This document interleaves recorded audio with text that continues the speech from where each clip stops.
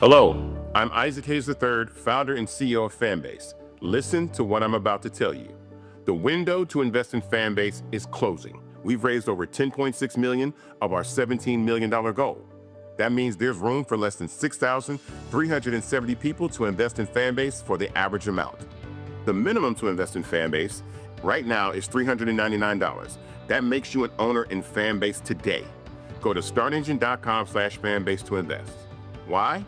Because current social apps have taken advantage of users for far too long, with content suppression, shadow banning, harmful racist content, and no real tools for monetization and equity.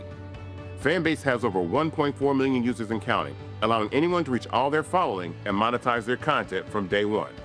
Social media is the new TV, and whoever owns the apps that distribute that content have the opportunity to own potential billion-dollar companies. While big platforms with uncertain futures are failing to serve their users, Fanbase is stepping up to fill the gap. Don't wait until it's too late.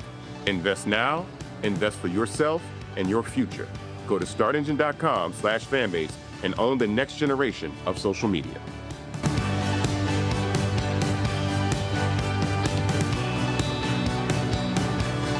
Folks, Black Star Network is here. Hold no punches! I'm real revolutionary right now. Black power. Support this man, Black media. He makes sure that our stories are told.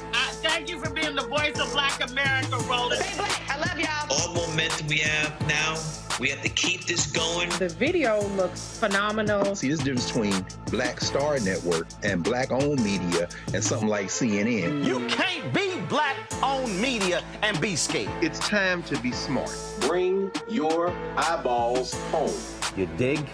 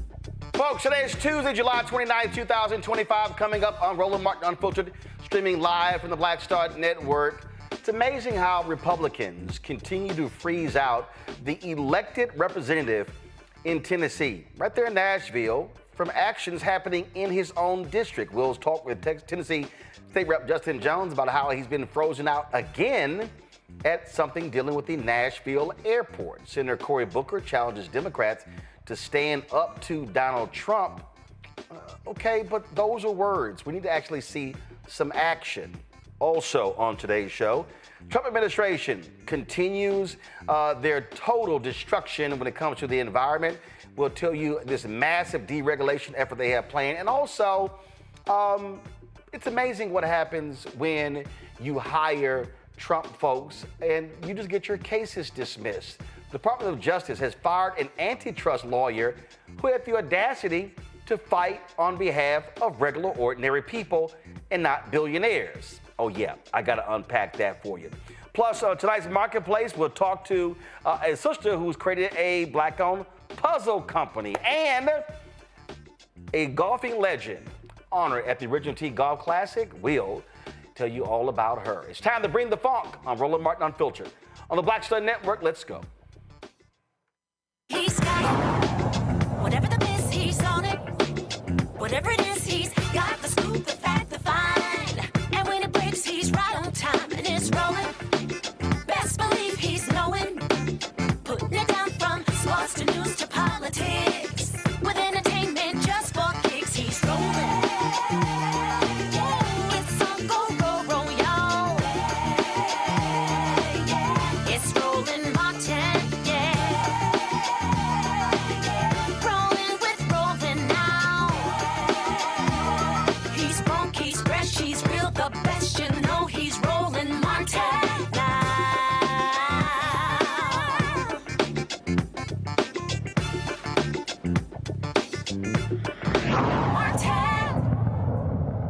The absolute arrogance of Republicans in Tennessee continues.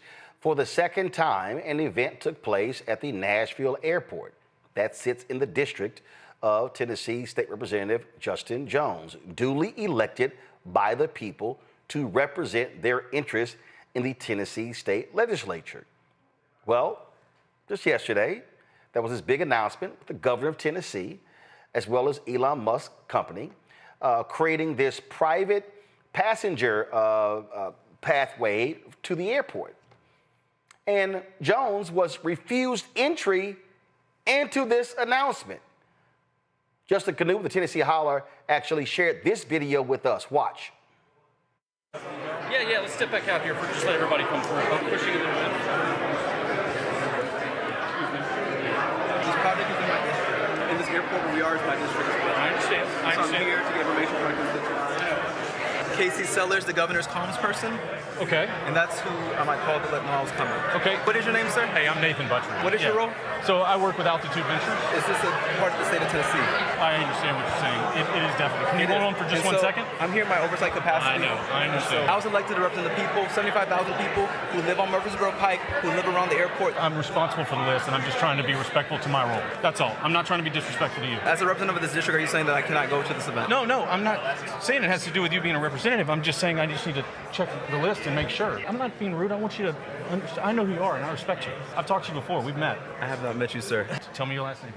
This is a representative who doesn't even live in the district. This is one of the state senators who does not live in this district. So if you allow somebody from Knoxville to come and not a representative of Nashville, who this airport is in my district, and that is... I hear what you're saying. I understand. She says she's not on the list. Just make sure. No, I've got the list. And my husband's with you. I know this. I'm going to put you a wristband. Okay, thank you. Thank you.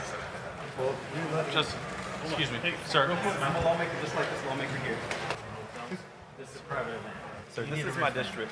And if we allow us, this is a private event. This is about a public partnership. Murfreesboro Pike is in my district. This airport's in my district. Sir, this is a private event. I cannot let you through. Can we go talk? You just let somebody she's from on the Knoxville. list. She wasn't on the list. She is on the list. Didn't even look like your name was on the list. That's because I filled in for the lieutenant governor. Her husband was not on the list. Yes, he was. I saw the phone in your. Can you show me on your phone? If you'll come with me, I'll sit and talk to you. Why is Cameron Sexton allowed? He doesn't represent this district. Cameron, do you think they should let Jones in? It's his district. It's their event. Isn't this a state project? Isn't that why you're here? Republican lawmakers are being allowed in. This is about a state partnership. This is within our jurisdiction as lawmakers. Look, I'm just a little guy trying to do my job. Who are you? We're going to go this way if that's okay. This is about a public partnership. Gentlemen. This is how this project's being announced in secrecy and lack of transparency. I mean, this is not how government should work. Is anybody else being kept out or just black lawmakers? I know you're here doing your job. I already told you you're not on the list. That's all we have to go by is the list. But who told you I was not on the list? The people that are up there at the front. Those are lobbyists. I'm not elected to serve lobbyists. I'm elected to serve the people of House District 52. Shut it. Shut it? Who are you? Who are you? Now we got a new guy saying shut it. All right. You guys are being this secretive about it. Oh, you This just is took a your name private- tag off? this You is just a took your name private- tag off. We're hiding name tags now? You gonna put on a mask next? Do you think this is gonna be a good advertisement for the Hilton? Keeping black representatives out of the ballroom. That's not us keeping him out. I saw you snap.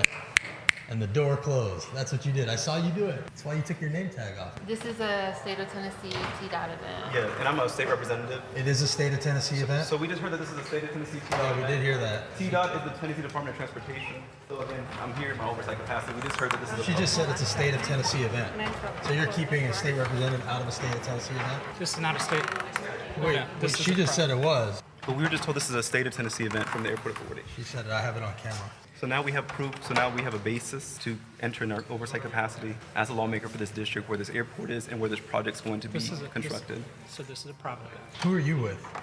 I'm literally a volunteer Who are trying to you help. with? I'm just helping for the day. Literally. Who are you helping? I work for the registration table. That's You're it. not here for fun. Yes, I am. I really was just coming to listen. This becomes a bigger issue. If you just let us, like every other lawmaker is allowed to go in there who's Republican, who's white. It has nothing to do with it. It does. Senator Massey was not on the list because she's white and because she's a Republican lawmaker. This is the treatment that you are complicit in, sir. But it's okay. You're doing your job. I'm doing my job.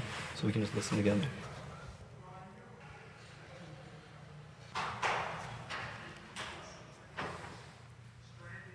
And right now the governor is speaking, announcing this project as a public partnership.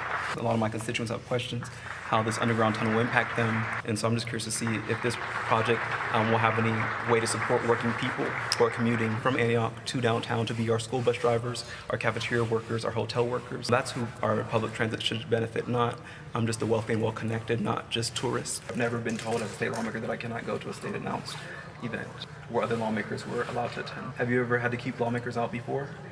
I have not. Okay. I know you're doing your job. Who's hosting it? The state. The state? We all heard it. If this is supposed to benefit the everyday people of Tennessee, where are they? Why were they not allowed in? And why were only certain media allowed in? Why were only certain lawmakers allowed in? Because this is not about the public good, this is about the corporate good, lining the pockets of billionaires like Elon Musk, who is a danger to all of us in our democracy right now. Folks, joining us right now is Tennessee State Rep Justin Jones. Glad to have you here on the show again. I mean, this is what is first of all, it's par for the course for Republicans in Tennessee. That is a public event. That is an event that's public, paid for by taxpayers. And as you said, the governor's announcing it is a public partnership.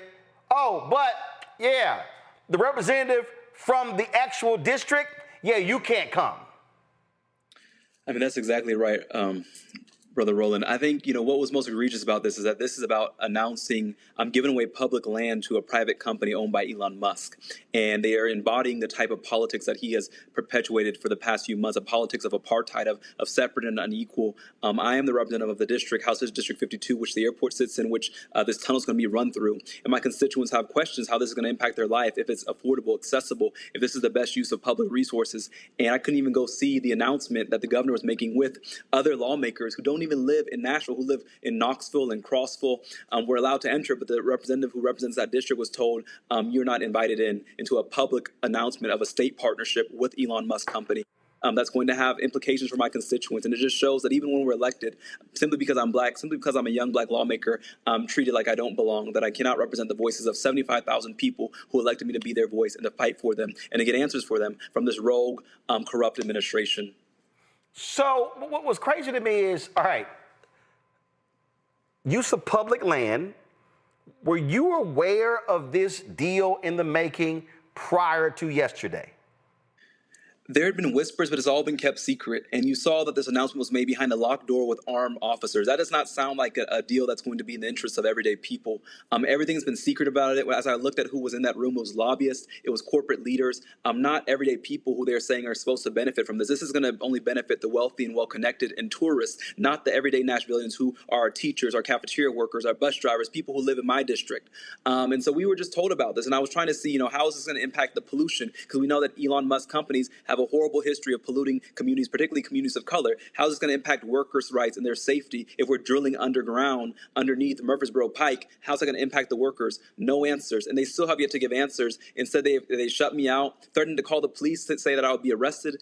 And again, the airport is in my district. I talked to my other colleagues. No other state lawmaker has been told that they'll be arrested for showing up to an event, a state event, as a state lawmaker who has oversight authority over the executive branch. We have oversight authority, and this was with the governor and his Department Department of Transportation, and yet they refused to meet with me, refused to give me information. I called them in advance to say I would be attending this.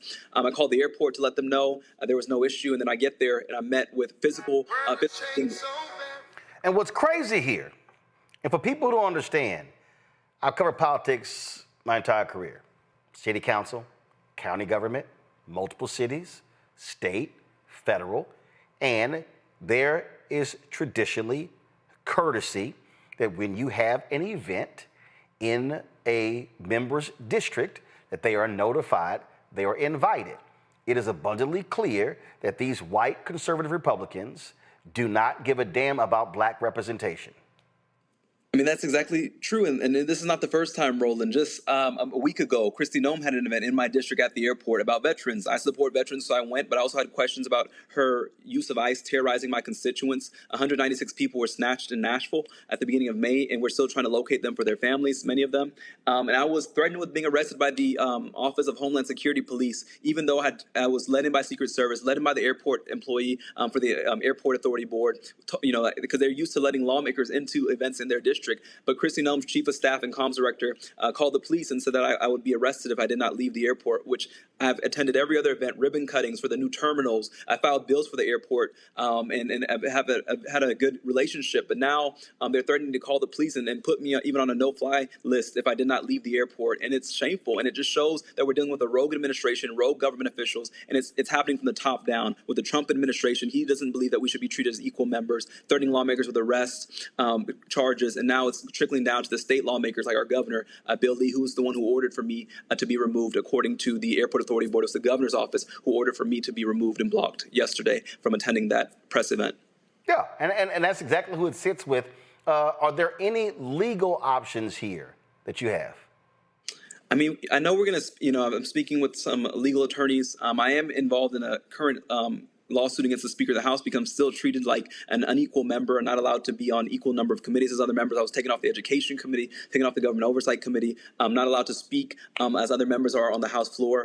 And so even after being elected, after I was expelled in April 2023 and re-elected twice, I'm still not able to represent my district. So they don't care about the will of the voters. And I want to say that when they silence me and block me, it's not about me as an individual. It's about the 75,000 people I represent in the most diverse district in the state of Tennessee. That's who they're silencing, and that's whose voices they say are not deserving of representation because they don't see us as worthy members in this vision of democracy. They don't want democracy. They want dictatorship and authoritarianism in the system of white control, because white lawmakers were allowed in yesterday. But yet I come and I'm seen as a threat because I have questions that my constituents sent me there to ask, and that's threatening to those who are corrupt and who want to hide what's happening. But as Grandma said, what's done in the dark will come to the light, and that's what's going to happen with this project as well. Well, that's also what's more offensive, that you have Republican lawmakers who themselves aren't courteous enough to say, hey, wait a minute, this is a fellow lawmaker. Normally you have collegiality, but they don't give a damn either. No, I mean, these are the same lawmakers who I sit with in committee, people like Representative Paul Sherrill, and who talks about, can I add an amendment to add hanging by a tree when we're talking about the death penalty? These are people who are leaning into our most wicked and darkest history in the state. We are the birthplace of the KKK, and they want to lean into that history. We just dismantled the Department of DEI at all public universities and colleges, so they don't see us as worthy of being equal members of this government. We are living in a system of apartheid here in Tennessee, with a governor who's trying to appeal to the MAGA faction, and we're controlled by extremists who ousted us from government, as you saw in 2023, and who still believe that we don't have a right to sit at the tables with them, which is why they shut off our microphone, which is why they block us from events in our district. They see Nashville, the community I represent, as a playground, and that we are an occupied city. They voted to cut our city council in half, voted to take over the Airport Authority Board, voted to take over the convention board, and they're just seeing us as people to be controlled because we are the financial hub of the state. And so rather than respecting the will of the people who live here, they want to take us over and tell us that we are basically a colony, that whatever the governor says we have to follow, and our elected representatives don't have a voice at the table. That's what it feels like. And I need people to understand when you use the word apartheid. This is the same state legislature that said to Memphis, oh, you passed a law dealing with police, so yeah, we're going to override you. So they love talking about local control, get rid of big government, except when they're not the ones in control. I mean, that's exactly it. And I think the greatest mascot of that is the person they're in partnership with, Elon Musk, who's building a pollution plant with XAI, which is headquartered in Memphis for his AI machine. And now he's trying to build a private tunnel for Teslas in Nashville. He sees our community, our state as a playground. And the Republicans who I serve with just want to, lick his boots and bow down to him because they're trying to get proximity to this man who, I don't know what is the appeal, but a man who was an apartheid inheritor, and now he's coming here to take over our state. And in our, my colleagues are rolling out the red carpet. They had this secret press conference, are ceding land to him, no oversight. We have no transparency. We don't even know what's going to happen with the pollution when they build this underground tunnel. Where's the pollution going to go? How's it going to disturb the day-to-day lives? You're drilling underground a tunnel that's 10 miles long from the airport to downtown to Broadway, where all the tourists go at the bars. But this is not going to serve the people who are trying to take public transit. And it's just unfortunate because the people really have serious concerns about this project, and we should be able to sit at the table and have our questions answered. But instead, they lock the doors and call the police on representatives. And even if you look at the end of that video, I said, "Have you ever blocked a representative from coming into the officer who was over that agency?" And he said, "No, never has this happened." I mean, even I think they understand that this is unprecedented. But when you have Trump doing this to members of Congress, it enables and emboldens those at the state and local level to do the same thing. Well, here's what's crazy. I'm sitting here looking at a TechCrunch story, and it says the project will be privately funded by the Boring Company, quote, and its private partners, according to the governor's press release, though those partners are not named. The Boring Company and local officials, obviously not including you, will now begin a, quote, public process to evaluate potential routes, engage community stakeholders, and finalize plans for the project's initial 10-mile phase. What the hell? Really? There's already a vote. And they're only using Teslas. Yeah. I mean, there's a vote next week already to start the initial vote on this. I mean, I've never seen something, government usually goes slow, and this is just expedited, cutting all the red tape to rush this through. They say they want to finish this by the fall of 2026. Well, we haven't had an environmental impact report. We don't know what's, down there when they drill through the ground beneath where I was told it's going to be down Murfreesboro Pike, down my district, to downtown. And they say that it's, privately funded, but it's about profiting private companies at the expense of public land. We could invest in real solutions like better rail system. We need a rail system, a bus, but this is about getting these private Teslas to drive people just to hotels downtown and to bars downtown. The people who live in Nashville don't go to Broadway. They don't go to the honky tonks downtown. They're trying to get to work and to school and to their, to their kids' soccer games. That's what we need transit for. But what the real cost is the cost of the pollution to our communities. It's going to be the cost of real solutions to real transit issues. This is about enriching a man who's already the richest man in the world. That's what this project's doing, which is why that whole room was filled with real estate investors, venture capitalists, lobbyists, and corporate leaders. That was the only people I saw entering that room, not everyday people. And the everyday people have been shut out of this process because this is about serving greedy interests and racist interests, which are very intertwined in this country of plantation politics. And that's what we're seeing every day in Tennessee, the coalescence of greed and racism in an unholy matrimony that have taken over our state. And it certainly, again, as you look at what they announced there, to have some guy who says, "Oh, I'm volunteering, I'm just here," but he has the right to stop a duly elected state representative. And he is the managing partner at a venture capital firm here. We found out who he was. We were able to locate them. And all those people you saw who were blocking me were lobbyists, because that's who the Republicans answer to in this state, corporate lobbyists. They're not even serving their own constituents. This project's not going to help the poor white folks in these rural counties. It's not going to help the black and brown folks in my district. It's only going to serve the rich. And this billionaire named Elon Musk, who cares nothing about our state, he sent his deputy to come make this announcement. A lot of the people who are on the board of this company and who serve as staff for the Boring Company were part of Doge. And so it's all connected. So we're dealing with rogue government officials, with these rogue business interests that have formed a coalition and hijacked Tennessee. But I want to let people know across this nation, Roland, that they're starting in Tennessee, but we're just the tip of the spear. This has been the testing ground. And I told people last year that Project 2025 is Tennessee 2024. We are the testing ground. If we don't stop it here, it's going to spread across this nation, and it already is. Indeed. And so we see it happening. We see no real oversight, and we see Republicans just handing the keys to land, to resources on the local level, state level, and the national level, because it's all about MAGA. And you're right. All these broke white folks in Tennessee, all these folks who need help, no, they keep voting for this crap, and they're getting screwed every time. I mean, that's what we're seeing. We're seeing folks who are hurting and you know, these tariffs, all these issues of the rural hospitals closing, and yet Republicans want to say their priority is creating a private tunnel for the richest man on earth. This is the governor said this is the most exciting thing he's done in his 8 years of serving. This was the most exciting project he got to announce. Not helping fund our public schools, not addressing the issue of our farmers who are losing their farmland with development, but serving corporate interests. And I hope that, you know, the folks of Tennessee, particularly my white brothers and sisters who continue to vote for this, realize who they're fighting for. They use racism as this form of red meat to divide and conquer us, but at the end of the day, they're getting screwed. Their schools are in poverty. They don't have, you know, adequate resources. Their hospitals are closing. They make $7.25. That's the minimum wage here. And yet we have land to give away, but we don't have land for affordable housing. We don't have land to invest in moving schools out of floodplains, because we have a lot of floods here in Tennessee. But we have land to give away for a private tunnel that's not going to serve anybody because all the Tennesseans in the state deserve better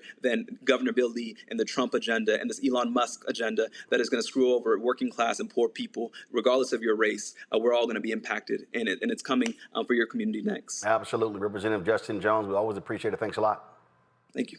Folks, going to a break. We'll be right back. Roland Martin Unfiltered right here on the Black Star Network. Don't forget to support the work that we do. Join our Bring the Funk fan club. Your dollars are critically important to us continuing our mission. If you want to contribute via Cash App, use the Stripe QR code. You see it right here. You can also use this QR code for any credit card transactions. Checks and money order. Make it payable to Roland Martin Unfiltered. P.O. Box 57196, Washington, D.C. 2003 7-0196. PayPal is R Martin Unfiltered. Venmo RM Unfiltered. Zelle Roland at RolandSMartin.com. Roland at RolandMartinUnfiltered.com. We'll be right back. On the Black Table with me, Greg Carr. Democracy in the United States is under siege. On this list of bad actors, it's easy to point out the Donald Trumps, the Marjorie Taylor Greens, or even the United States Supreme Court as the primary villains. But as David Pepper, author, scholar, and former politician himself says, there's another factor that trumps them all and resides much closer to many of our homes. His book is Laboratories of Autocracy, a wake-up call from behind the lines. So these state houses get hijacked by the far right, then they gerrymander, they suppress the opposition, and that allows them to legislate in a way that doesn't reflect the people of that state. David Pepper joins us on the next Black Table, here on the Black Star Network. This week on The Other Side of Change. Zohran Mamdani, the New York City mayoral race, and this progressive wave that has sent such a shockwave through all of New York City and really the rest of the country. Jamal Bowman is going to help us understand what this mayoral election means and how we make sure that it translates across the nation. Can you imagine national Democrats like identifying themselves as having flavor or riz or swag? Like, absolutely not, right? So hopefully the city does what it can in November to help resurrect this dying party and honestly just resurrect our democracy. Only on The Other Side of Change on the Black Star Network. On the next Get Wealthy with me, Deborah Owens, America's Wealth Coach, Black Americans have 1/10 the wealth of their white counterparts. But how did we get here? It's a huge gap. Well, that's why we need to know the history and what we need to do to turn our income into wealth. Financial author and journalist Rodney Brooks joins us to tell us exactly what we need to do to achieve financial success. You can't talk about why we are, as Black people, where we are, unless you talk about how we got here. Bridging the Gap and Getting Wealthy, only on Black Star Network. Hello, I'm Isaac Hayes III, founder and CEO of Fanbase. Listen to what I'm about to tell you. The window to invest in Fanbase is closing. We've raised over $10.6 million of our $17 million goal. That means there's room for less than 6,370 people to invest in Fanbase for the average amount. The minimum to invest in Fanbase right now is $399. That makes you an owner in Fanbase today. Go to startengine.com/fanbase to invest. Why? Because current social apps have taken advantage of users for far too long, with content suppression, shadow banning, harmful racist content, and no real tools for monetization and equity. Fanbase has over 1.4 million users and counting, allowing anyone to reach all their following and monetize their content from day one. Social media is the new TV, and whoever owns the apps that distribute that content have the opportunity to own potential billion-dollar companies. While big platforms with uncertain futures are failing to serve their users, Fanbase is stepping up to fill the gap. Don't wait until it's too late. Invest now, invest for yourself and your future. Go to startengine.com/fanbase and own the next generation of social media.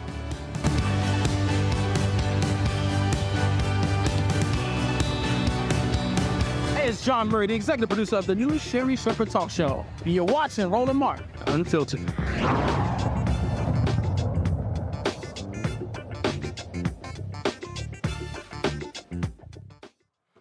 All right, folks, welcome back. Let's introduce my panel right now. Randy Bryant, DEI disruptor, also, of course, speaker. She joins us right now. She's also author of the book as well. So show the book. There we go. Never Says. Dr. Mustafa Santiago Ali, former senior advisor for environmental justice at the EPA, joining us out of D.C. Joe Richardson, civil rights attorney out of L.A., will be joining us shortly. Start with you, Mustafa. Moments ago, we were just talking with Representative Justin Jones. And here he is laying out, again, how he is being frozen out, how Republicans in that state are using their power to shut him down. And because what they cannot stand is they cannot stand this black man having the audacity to challenge them on a variety of issues and to lock him out of announcements dealing with the airport, which he is the duly elected representative in his district, is shameful. But people need to understand this is how Republicans operate when they have power. Yeah, and it also is an erosion of democracy. So he has a responsibility to those who elected him. There's a platform that he ran on, and making sure that those communities are going to be protected, both from the environmental side and make sure if there are economic opportunities that they are benefiting those communities and something that those communities are asking for. So this is, once again, about folks taking power away, utilizing that power for their own benefit, and continuing to keep the community there in dire straits. So once again, allow him to do his job, because evidently you all are not interested in doing yours properly, because you continue to erode and erase democracy in the hands of black folks. Well, absolutely. And Randy, they don't care, and they will do it with impunity over and over and over again.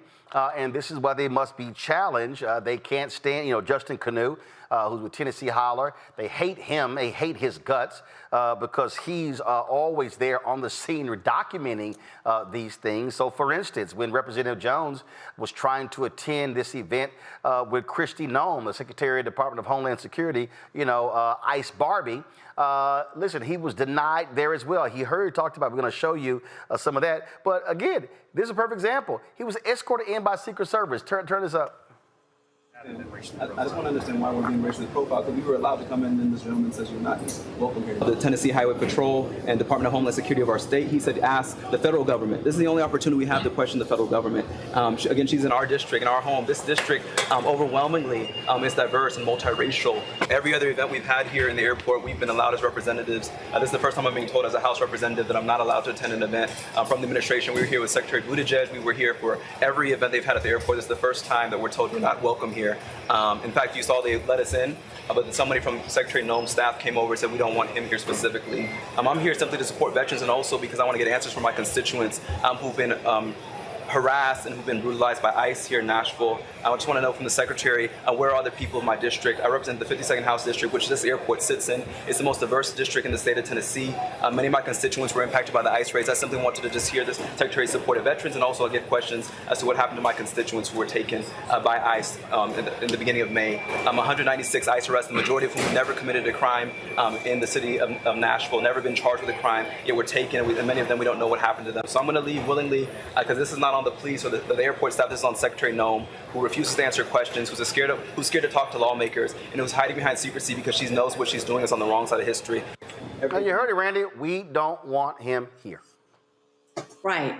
First, let me just applaud Representative Justin Jones, because he has had to fight since he has been in office.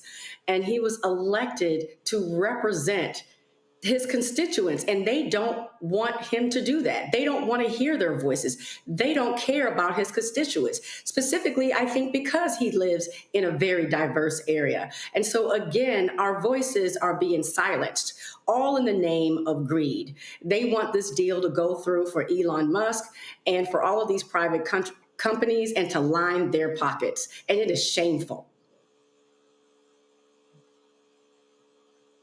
It's a whole lot of lining of pockets taking place in this country, and we're going to go to break. We're going to come back and talk about that, where the Trump people, the Department of Justice, they fired one of their antitrust lawyers because he dared challenge them on a case regarding a technology company that went out and hired a bunch of Trump allies. It's amazing how that just keeps happening. Oh, I'm sorry, but what happened to all those working class people who said he was fighting for us? You're watching Roland Martin Unfiltered on the Black Star Network. This week on the other side of change. Zohran Mamdani, the New York City mayoral race, and this progressive wave that has sent such a shockwave through all of New York City and really the rest of the country. Jamal Bowman is going to help us understand what this mayoral election means and how we make sure that it translates across the nation. Can you imagine national Democrats like identifying themselves as having flavor or riz or swag? Like, absolutely not, right? So hopefully the city does what it can in November to help resurrect this dying party and honestly just resurrect our democracy. Only on the other side of change on the Black Star Network. Next on the Black Table with me, Greg Carr. Democracy in the United States is under siege. On this list of bad actors, it's easy to point out the Donald Trumps, the Marjorie Taylor Greens, or even the United States Supreme Court as the primary villains. But as David Pepper, author, scholar, and former politician himself says, there's another factor that trumps them all and resides much closer to many of our homes. His book is Laboratories of Autocracy, a wake-up call from behind the lines. So these state houses get hijacked by the far right, then they gerrymander, they suppress the opposition, and that allows them to legislate in a way that doesn't reflect the people of that state. David Pepper joins us on the next Black Table, here on the Black Star Network. Hello, I'm Isaac Hayes III, founder and CEO of Fanbase. Listen to what I'm about to tell you. The window to invest in Fanbase is closing. We've raised over $10.6 million of our $17 million goal.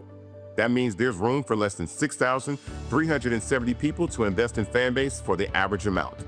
The minimum to invest in Fanbase right now is $399.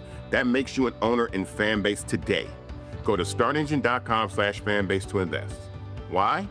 Because current social apps have taken advantage of users for far too long, with content suppression, shadow banning, harmful racist content, and no real tools for monetization and equity. Fanbase has over 1.4 million users and counting, allowing anyone to reach all their following and monetize their content from day one. Social media is the new TV, and whoever owns the apps that distribute that content have the opportunity to own potential billion-dollar companies. While big platforms with uncertain futures are failing to serve their users, Fanbase is stepping up to fill the gap. Don't wait until it's too late. Invest now, invest for yourself and your future. Go to startengine.com/fanbase and own the next generation of social media.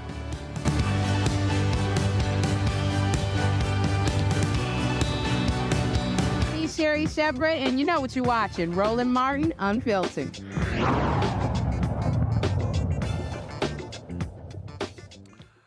Well, folks, when you start looking at what's happening in this country, especially when it comes to the poll numbers showing how abysmal Americans feel about Democrats, including African Americans. We had Adrian Shropshire on with Black Pac. They want to see people fight. They want to see fighters. They want to see them standing up. And Senator Cory Booker took to the floor of the United States Senate today, speaking about this very issue. Watch this. This is what frustrates me. I've passed numerous pieces of legislation for our police officers. I partnered with Chuck Grassley, the incredible senator from Iowa, on a bill very similar to the one I support about police officers who fall in the line of duty. In this case, it was COVID. Police officers who got COVID and died had difficulty proving it was a line of duty death. We passed the legislation to make sure those families get the benefits. I've worked in bipartisan ways and within my own party to make sure we get resources to our police officers. I don't need lectures about the urgency of this. One of my childhood best friends, a police officer in a small town in New Jersey, after a hard day's work, before he even went home to see his family, died by suicide. I don't need somebody implying in any way that this is not vital to me and my state, that we have resources for our police officers. That's why I support this package. That's why I'm a co-sponsor of some of the bills in this package. But what I am tired of is when the President of the United States of America violates the Constitution, trashes our norms and traditions. And what does the Democratic Party do? Comply? Allow him? Beg for scraps? No, I demand justice. Somebody's implying that this to me is not about resources for my state. I will fight for Jersey every day, every night. And when it comes to the police officers of my state, anybody who implies that something is going on other than my allegiance and fealty to the safety, strength, and protection of my police officers because they protect me and everybody in this body. This is a call, folks. The Democratic Party needs a wake-up call. I see law firms bending a knee to this president, not caring about the larger principles, that those free speech rights, that you could take on any client, why are you bending the knee? I see universities that should be bastions of free speech bending at the knee to this president. I see businesses taking late-night talk show hosts off the air because they dare to insult a president. I see people who want mergers suddenly think that they have to pay tribute to this president. And what are the very people here elected to defend the Constitution of the United States saying, oh, well, today, let's look the other way and pass some resources that won't go to Connecticut, that won't go to Illinois, that won't go to New York, that will go to the states he likes. That is complicity with an authoritarian leader who is trashing our Constitution. It's time for Democrats to have a backbone. It's time for us to fight. It's time for us to draw lines. And when it comes to the safety of my state being denied these grants, that's why I'm standing here. Don't question my integrity. Don't question my motives. I'm standing for Jersey. I am standing for my police officers. I'm standing for the Constitution, and I'm standing for what's right. And dear God, if you want to come at me that way, you're going to have to take it up with me, because there's too much on the line right now in America. As people's due process rights and freedom of the speech rights and secret police are running around this country, picking people up off the streets who have a legal right to be here, there's too much going on in this country. When are we going to stand together for principles that I just heard that we're agreed with? When are we going to stand together? If we don't stand as Democrats, we deserve to lose. But if we stand united, if we stand strong, if we stand with other people, if we tell with a chorus of conviction in America what this president is doing is wrong, if we stand up and speak that way, dear God, we will win. Like all of those people at our ancestors who joined hands together and said, we shall overcome. No, not on my watch. I'm protecting Jersey today. I'm protecting our Constitution today. I'm standing today. Okay. A lot of righteous indignation and anger there. Now remember, this was more than a week ago when the Republicans, you just heard Senator Cory Booker call Senator Chuck Grassley an incredible United States Senator. But I remember this happening just more than a week or so ago. With all appeals to your integrity, with all appeals to past jurisdiction and past precedent, why are you doing this? This is outrageous. This is a kangaroo court. That's all we have here, This Mr. is Chairman. wrong. To violate your own rules without going by the mandates of the parliamentarian. This is unbelievable. There's a way to do this. If you want to force this through, if you want to ram this through, there's a way to do it in accordance to the rules as spelled out by the parliamentarian. It is simple. It is clear. There's a pathway to achieve what you're trying to achieve. But, sir, this lacks decency. It lacks decorum. It shows that you do not want to simply hear from your colleagues. This is absolutely wrong. And, sir, this is to me one of those moments where we are not showing common respect for each other on both sides. I have sat here when we were in the majority and listened to my colleagues' arguments, listened to their passionate statements, and then we voted. This is not that. This is us simply trying to rush through one of the most controversial nominees we've had. Now, in that video, you heard Senator Cory Booker talk about, I know your heart, you're a good man, Senator Chuck Grassley. Grassley didn't give a shit, he kept doing it. Now, one of the dumbest United States senators, I think he's probably the dumbest, Tommy Tuberville. Between him and Tennessee's Marsha Blackburn, tight ass race to be the dumbest, okay? But he tweeted this today. Check this out, y'all. He tweeted, when a new coach is hired, they get to pick their team. It's that simple. 77 million Americans pick President Trump to lead our country, and yet radical Democrats continue to block over 150 of his nominees. Ridiculous. It's time we buckle up and get POTUS's team confirmed. I'm sorry, is this the same Tommy Tuberville who blocked the nominees of President Joe Biden? I'm sorry, is my memory serving me correct? Let's see here. Tuberville blocks Biden nominees. Let's see here. Oh, wow. The Tuberville military blockade is Republicans' mess to solve, Biden says. Yet GOP lawmakers have mostly avoided confronting the senator on his procedural hold. That's right here. Look at this here. Republican Senator Tommy Tuberville is single-handedly blocking more than 270 military promotions over the Pentagon's policy of paying for service members to travel to seek abortions. The months-long hold has already left the Marine Corps without a Senate-confirmed leader for the first time in 100 years. The Army, Navy, and Joint Chiefs will be in a similar position in a matter of weeks if the issue is not resolved. Oh, wow. Same thing. So here's my whole point. I appreciate the impassioned speech from Senator Cory Booker. I appreciate the righteous indignation and the anger, and I appreciate all of that. But here's my question. How is Senator Cory Booker making Republicans pay?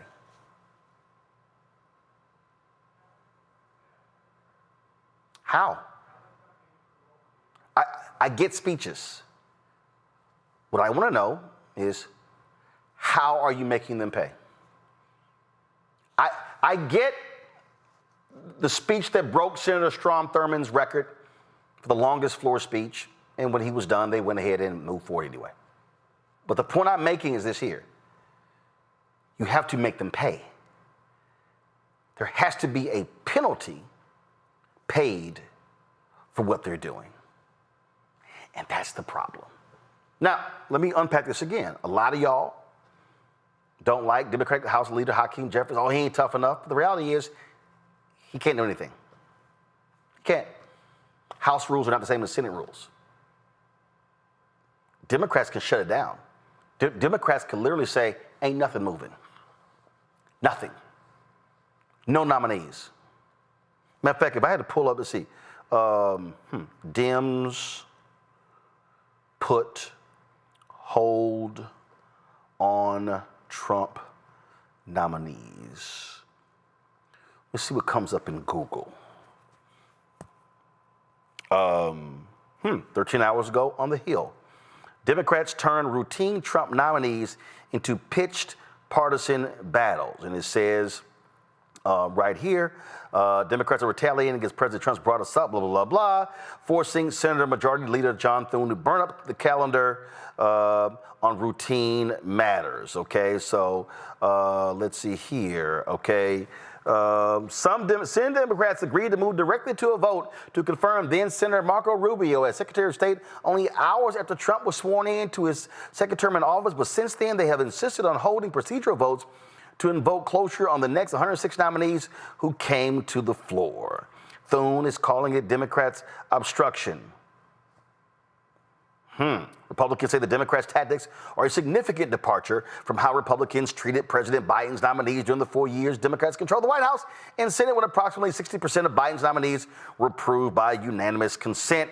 And it's even a striking contrast compared to Trump's first term. Republicans say when approximately 50% of Trump's nominees were approved by unanimous consent. Thune complains Democrats have not allowed a single civilian Trump nominee to pass by unanimous consent or voice vote, even when Democrats have ultimately ended up supporting the nomination in significant numbers, calling a historic level of obstruction. So let's start right there. This is what Senator Booker should have said. No Democrat should cast a single vote for any Trump nominee if this is how y'all gonna do business. Senator Cory Booker himself, he's voted for some Trump nominees. See, if you're going to play the shut it down game, shut it down. Shut it down. I'm not sure, though, Mustafa, that they are willing to go that far. And that is the problem. Well, you said a lot right there, because you got to go toe to toe and blow for blow in what's currently going on up on Capitol Hill. And unfortunately, it just seems like folks don't have the stomach for it. Now, you know, full disclosure, you know, Senator Booker and I have known each other for a long time. You know, we're friends. We've had deep conversations about, you know, when you got to stand up and push back. And this is one of those moments where, you know, they're not playing by any rules. So whatever tools that you have, you got to take advantage of those. And the reason you got to take advantage of those is because many of these nominees who have gotten in, I don't know all the nominees, but I've followed many of them. One, they are unqualified for the positions that they hold. Two, the policies that they're moving forward on are very dangerous policies for overall for our country, but especially for folks of color. And when you really unpack it, for Black folks. So when you sign off on these types of things, when you don't do everything that's in your power, then that sends a message to the folks not only who sent you there, but the folks who are being the most impacted, the most vulnerable, the ones who are being sacrificed. So I have very high expectations for folks who ask for my vote and who I give my vote to. And folks just got to get it together, because in this moment, there are no regular rules that are being played out. There is no cordiality that's currently going on. These folks are literally trying to push through some of the most dangerous pieces of legislation and sets of actions in the history of our country, or at least since I've been following the history of our country. You literally have to go scorched earth, because that's what they're doing. Yes.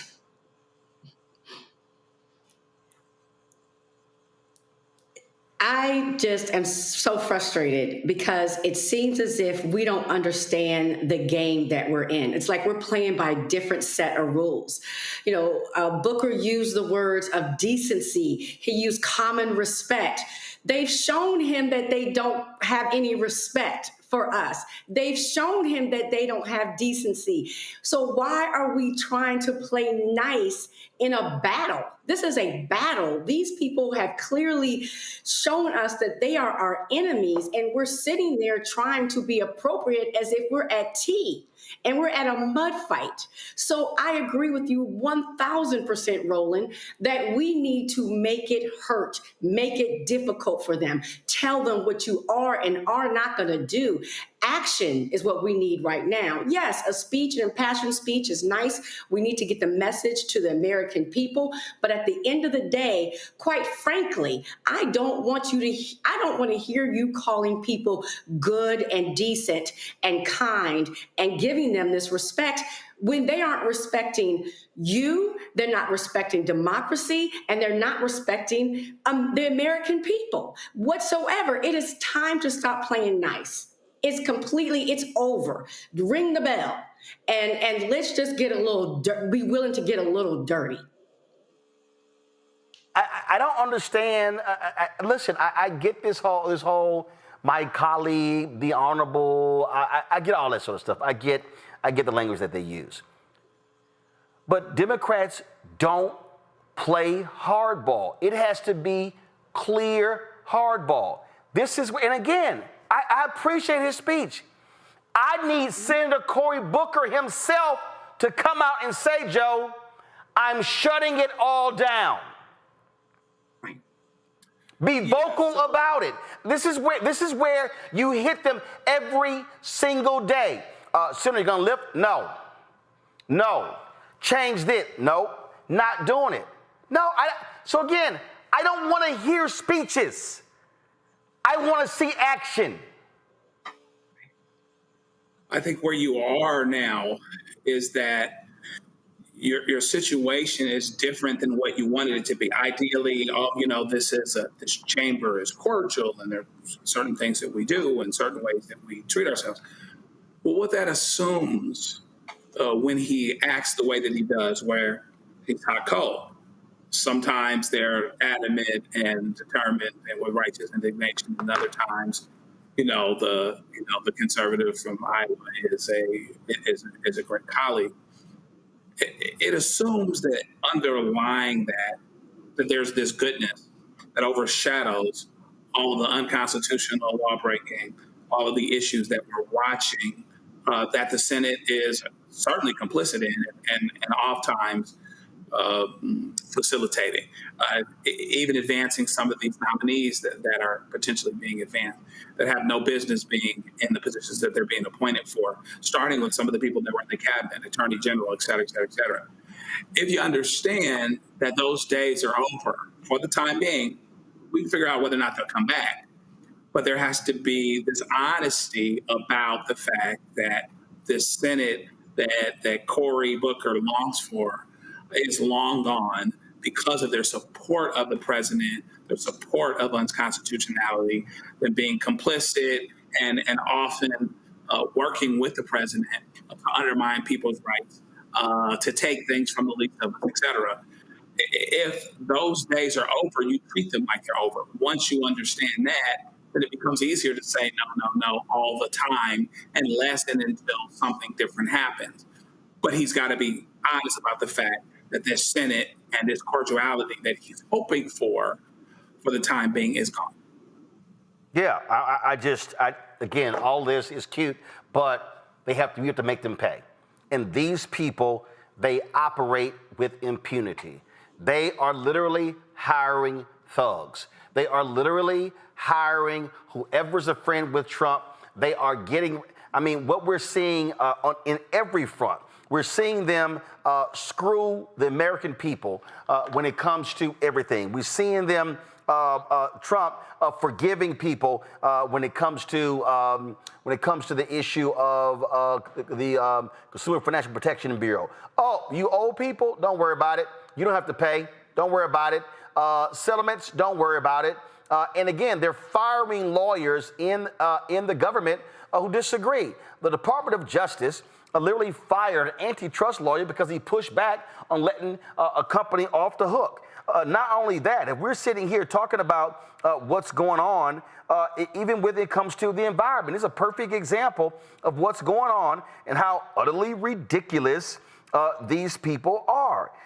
They are right now changing climate change rules, rolling back the landmark findings that greenhouse gas emissions pose a threat to public health. That's right. And so Trump's, they want to repeal all greenhouse gas emissions. and of course, standards when it comes to light, medium, and heavy-duty vehicles that follow the endangerment finding. They don't care. They are all about making money for corporations and rich people, Mustafa, period. You cannot be nice when they are doing this. And you can't be nice when people are literally getting sick and people are dying, and it's going to continue to expand.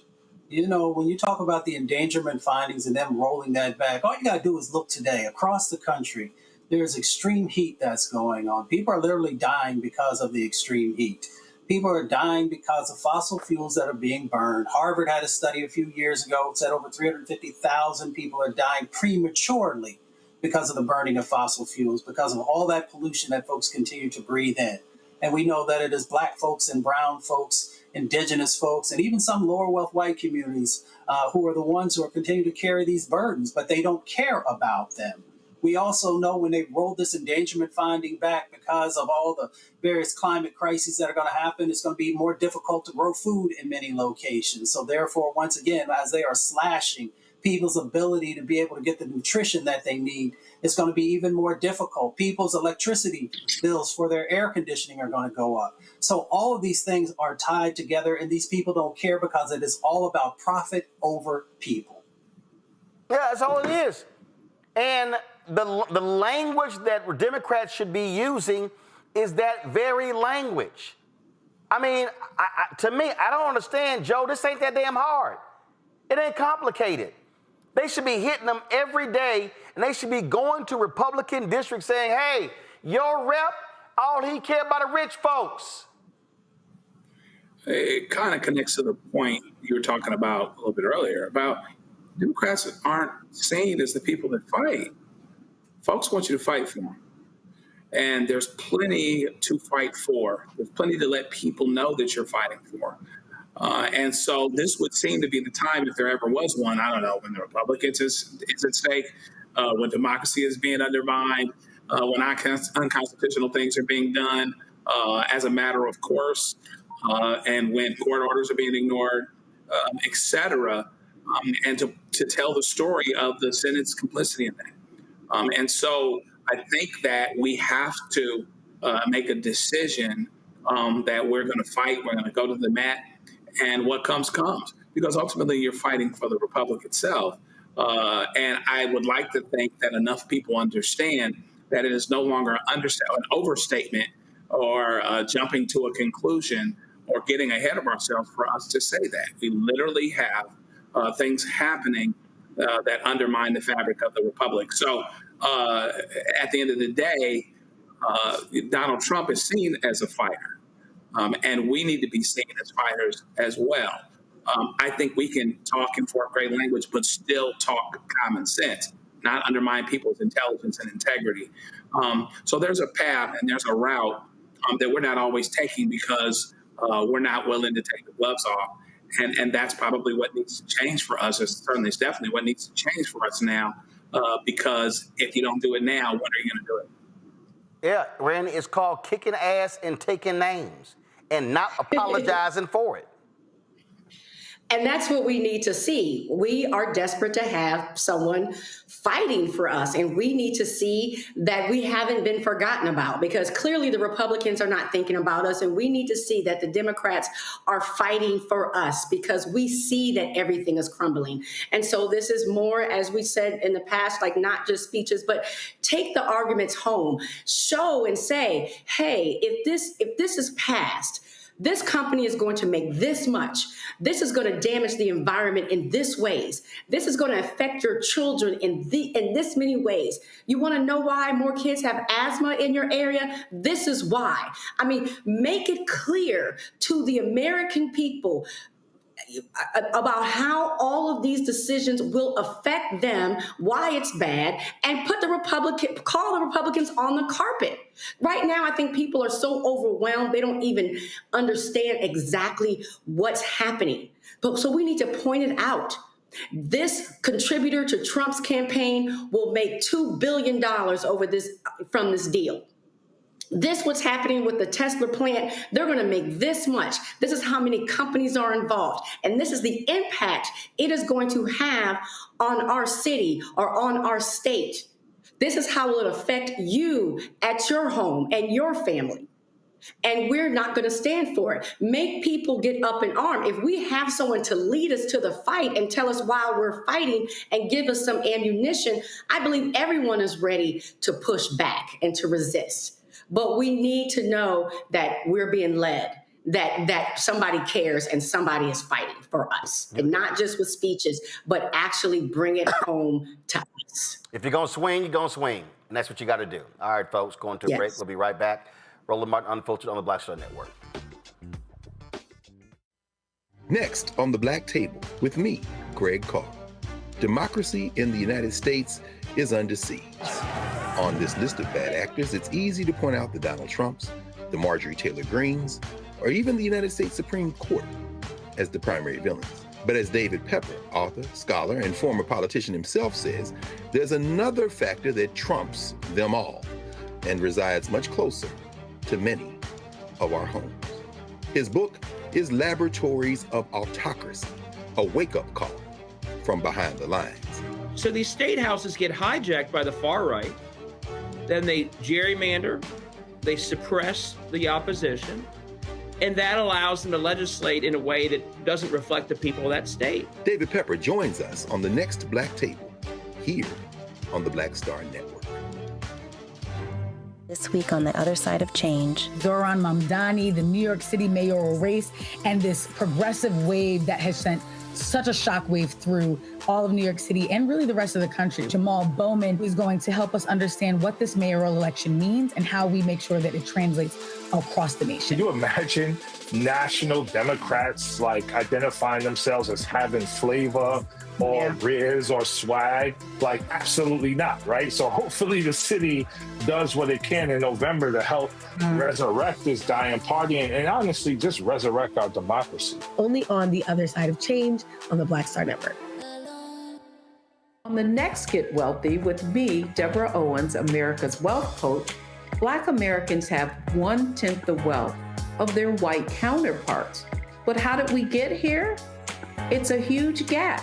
Well, that's why we need to know the history and what we need to do to turn our income into wealth. Financial author and journalist Rodney Brooks joins us to tell us exactly what we need to do to achieve financial success. You can't talk about why we are, as Black people, where we are, unless you talk about how we got here. Bridging the gap and getting wealthy, only on Black Star Network.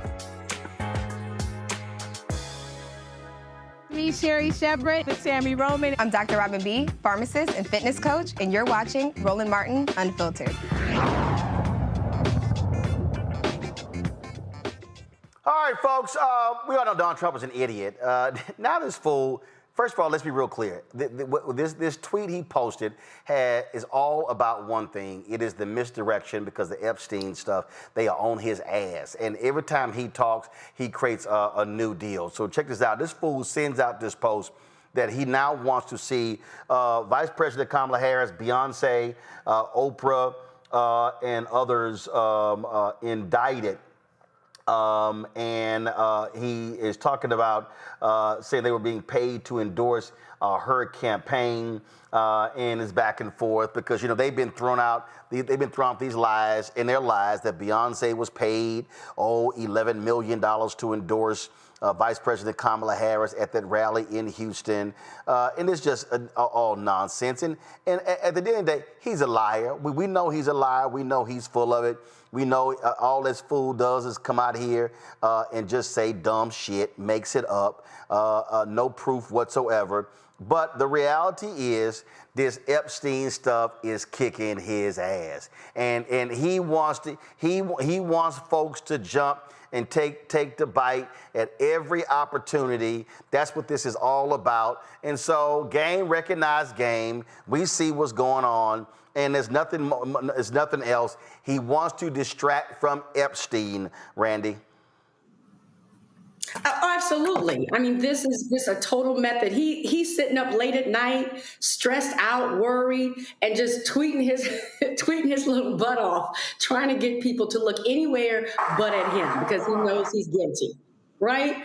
But this is what he does all the time. This reminds me of the Central Park Five, where he was, after to lock up Black and Latino brothers, took out a full page ad in the New York Times trying to, just had a witch hunt against these brothers. You also must remember about the whole birtherism theory with Obama. He will start and say anything, particularly when it attacks Black people, successful Black people, particularly he seems to be intimidated by.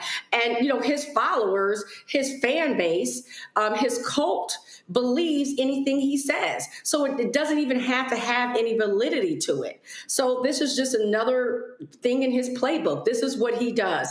All he does is try to find other enemies, try to distract people with other people who may have done something wrong when he is the real criminal. He is the real, we know he's in those Epstein files. There's no question about that. And the bottom line is, if I'm House Democrats, I can bring up Epstein every day. Every day, Joe. Every single day. Drive his ass crazy. Yeah, for sure. I mean, this has got to be a theme for them on the daily. The thing that's different about this, it's been analyzed quite a bit. It makes sense. Usually when the president is trying to distract and divert and make you go towards something else, the MAGA folks want to be diverted towards that issue or away from that issue that he's trying to turn the page on. The problem is, this is his issue. This is a MAGA issue. This is something that he pumped MAGA up on. This is something he told MAGA about. This is something that his folks talked about. Yeah, there is a list. It's on the desk, et cetera, et cetera, et cetera. And now this is an issue that he owns, and he wants to detract them or distract them from an issue that he got them to be concerned about in the first place. That's the problem. Joe, it's so crazy, Mustafa. This is Senator Chuck Grassley. Thumb drives containing unreviewed info on Clinton email scandal and mishandling of highly classified info have been sitting at an FBI offshoot office since 2018. I sent a letter with House Intel Chair Crawford asking Director Patel to review material and report back ASAP. Really? Y'all really trying to go back to Hillary's emails? Mustafa, they so desperate. They so desperate. And he talked about since 2018. Who's in the Oval Office in 2018? Right. That part. Right. Are you there. trying to tell me that Trump's people? Go ahead, bro. I mean, they scared. I didn't say they scared. I said they scared, because that's exactly what's going on. The Epstein is like this ball and chain around President Trump's, around his leg, and he can't shake it, and nor should he be able to shake it. Because when you're talking about sex trafficking, when you are talking about pedophilia, when you are talking about the violation of girls and women, everybody should be concerned about that. Everybody should want to know exactly what happened. Everybody should want to make sure that there is accountability for those individuals who are a part of those types of dastardly acts. So he should be scared. And yes, it is an albatross around his neck, and it is not going away because his folks want to know what's going on, along with everybody else across the country. So you can continue to try and put out misinformation and disinformation. You can try and make sure that people don't follow the facts to exactly what happened, but it's not, it's not going to be a reality. And yes, every day, folks should be raising it. Every media outlet should be talking about it. Every politician should be raising it if you care about women and girls who have been assaulted, who have had to go through pedophilia, who have had to go through sex trafficking. You have a responsibility to do what's right. Well, check this out. Y'all gonna love this one. They're gonna love this one here. This was asked: would you get behind Elon's America Party if their day one move was dropping the Epstein files? This is Stephanie Suchek. Trump has gone after child trafficking hard. Epstein is only one of hundreds of issues that need to be dealt with. I don't know what is going on here, but I trust Trump and don't believe he would work to protect child predators. You know, and then they posted this photo right here. Here's a photo that she had with Trump. I didn't realize I'll be getting an official photo not taken with my phone. This one is better because we're actually looking at the camera. Still in disbelief a little. How did this happen? Y'all want to pull that story up about her husband? Y'all want to pull that story up? Stephanie? This is her husband, Scott Suchek. Scott Suchek was just charged with having more than 300 images of child porn. So, Stephanie, are you saying that Trump should be going after people like your husband? Oh, by the way, Suchek is a Wisconsin Republican Party chair. Yeah, he was arrested for allegedly possessing more than 300 images of child porn. According to the criminal complaint, investigators acted on a tip indicating that Suchek was downloading pictures and videos containing child sexual abuse material. The report mentioned that the content included very young children, preteens, adults, as well as images of bestiality. The complaint also revealed that Suchek was interviewed in 2009 for allegedly uploading child pornography. However, that case was never referred to the district attorney. He was booked into the Door County Jail on July 24th and was released the following day on a $10,000 bond. His next court date is scheduled for late August. I wonder, let's see here. What is little Stephanie tweeting about today? Steph Suchek, let's see. Let's go over here to Twitter and let's see what Steph is talking about. Because maybe she's talking about child predators like her, dude she's married to. Let's see here. Oh, I'm sorry. She's locked her account. Is that her? She locked her account. Is that what we've done? Steph Suchek? Yeah. Oh, no, I'm sorry. No, her account's just been deleted. I wonder why. I wonder why Steph deleted her account. Yeah. That's what happens, Randy, when your husband's doing child pornography shit and you're talking about child predators and Trump being against them. Well, oh, look at this here. Look at this here. First-time delegate Steph Suchek's fun. This is her RNC nails. Okay, gotcha. So let's see. Yeah, that account's been deleted. Okay. It's amazing how they get real quiet on this stuff. Yeah, if I were her, I would be in deep hiding too. I mean, here she is talking about child pedophilia and in her own home. I mean, in her own home. Allegedly. Allegedly, yes, allegedly. We'll keep it with that. Although 300 images they found, probably if things aren't looking too good for that household, right? Yeah, she doesn't seem to be real good with discerning good character whatsoever. If she told me to go left, I'm certainly going right in any case, because the girl is lost. And yeah, I wouldn't get on any kind of social media whatsoever again. I wouldn't even show up at my own family reunion if it was held in my living room. She should feel real stupid. And again, I mean, but this is what. So we see what's going on. We see how they want to just shift the narrative and shift the story, and you don't let them. I mean, to me, you just matter of fact, I saw, and I know this is driving them crazy because the journalist Michael Wolff, the folks at Midas Touch talked with him, and then Wolff actually talked about some photos that Epstein happened to show Wolff. Watch this. But at any rate, at one point, after Trump had been elected, I was sitting talking to Epstein, and he said, "Wait a minute, I got to show you something." And then he went into his safe, and he came out with photographs. They were Polaroids, I think, and he kind of spread them out like playing cards, and it was Trump.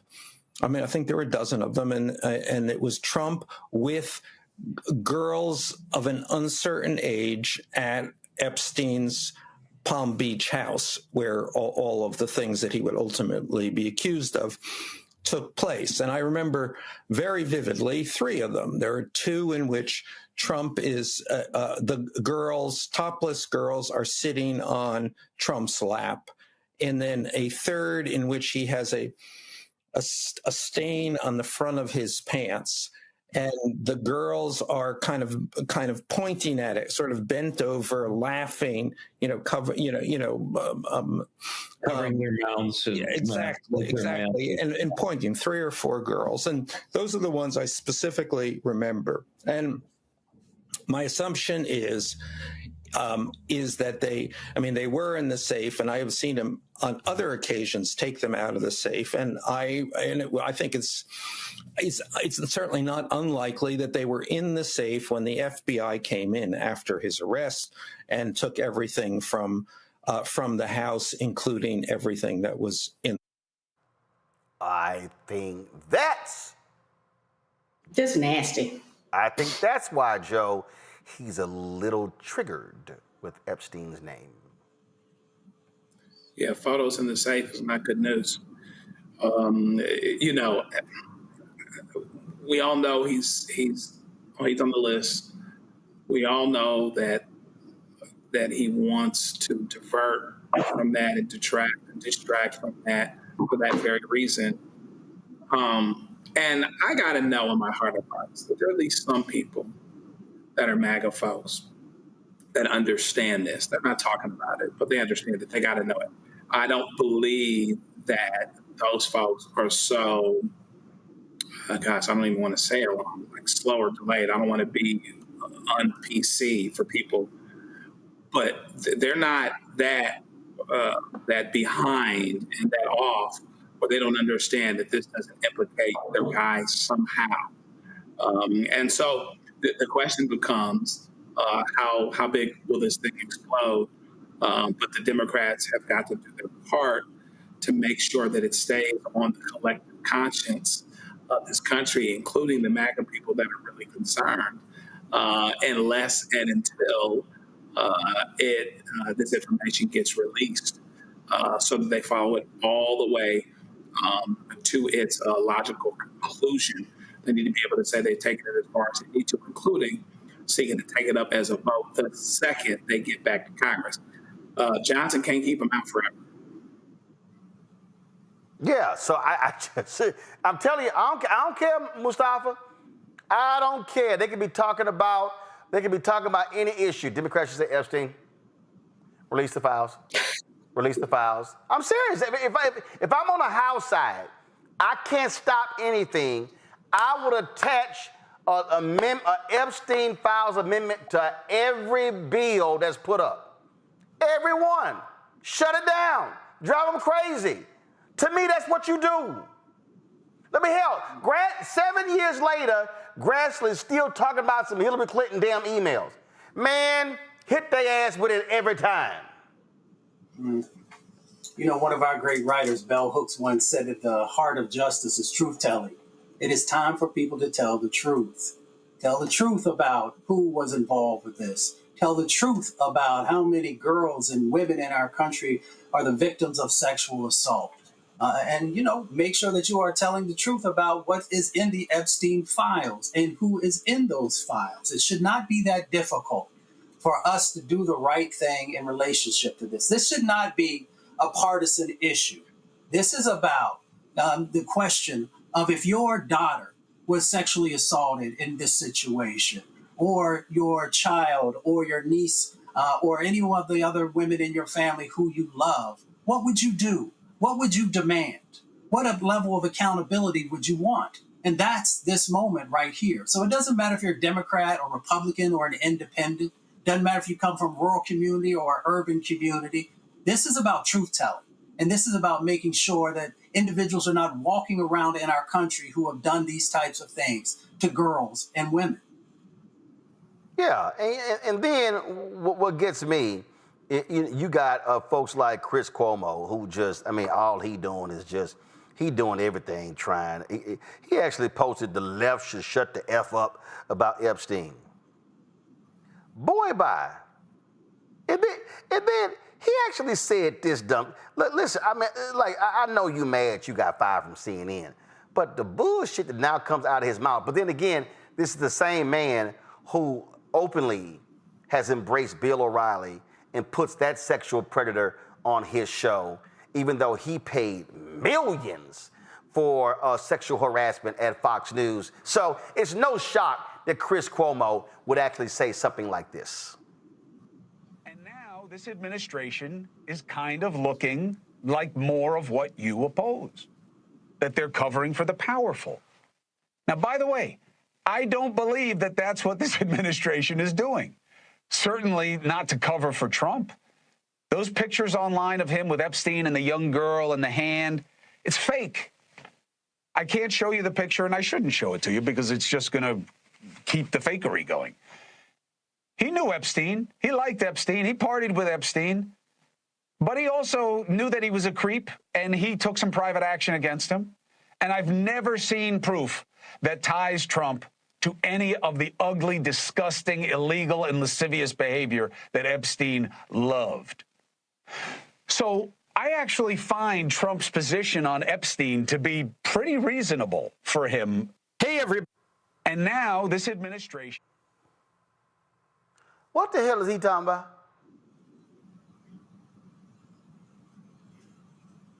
Anybody? What the hell is he talking about?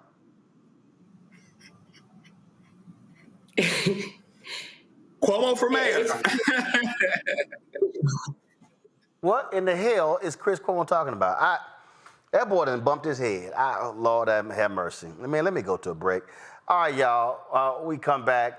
We're going to talk about a sister being honored for a groundbreaking history maker when it comes to women's golf. And so we'll show you she was honored by the Original Tee Golf Classic. That's next. Roland Martin Unfiltered on the Black Star Network. On the next Get Wealthy with me, Deborah Owens, America's Wealth Coach, Black Americans have 1/10 the wealth of their white counterparts. But how did we get here? It's a huge gap. Well, that's why we need to know the history and what we need to do to turn our income into wealth. Financial author and journalist Rodney Brooks joins us to tell us exactly what we need to do to achieve financial success. You can't talk about why we are, as Black people, where we are, unless you talk about how we got here. Bridging the Gap and Getting Wealthy, only on Black Star Network. This week on The Other Side of Change. Zohran Mamdani, the New York City mayoral race, and this progressive wave that has sent such a shockwave through all of New York City and really the rest of the country. Jamal Bowman is going to help us understand what this mayoral election means and how we make sure that it translates across the nation. Can you imagine national Democrats like identifying themselves as having flavor or riz or swag? Like, absolutely not, right? So hopefully the city does what it can in November to help resurrect this dying party and honestly just resurrect our democracy. Only on The Other Side of Change on the Black Star Network. Farquhar, executive producer of Proud Family. Bruce Smith, creator and executive producer of The Proud Family, Louder and Prouder. And you're watching Roland Martin Unfiltered. Folks, on Sunday, I was in New Jersey participating in the Original Tee Golf Classic, my homeboy Wendell Haskins. He launched that some 26 years ago. It's named after Dr. George Grant, who actually, African-American, who invented the golf tee. This is actually what the original golf tee looked like. And in fact, Wendell, in terms of, so we had competition, it was like 2-on-2. And so my team, we won that one against our competitors there. So this is the trophy they handed out. So it's actually, again, a replica of the actual original tee that was actually invented by an African-American, Dr. George Grant, who was a millionaire, a brilliant man.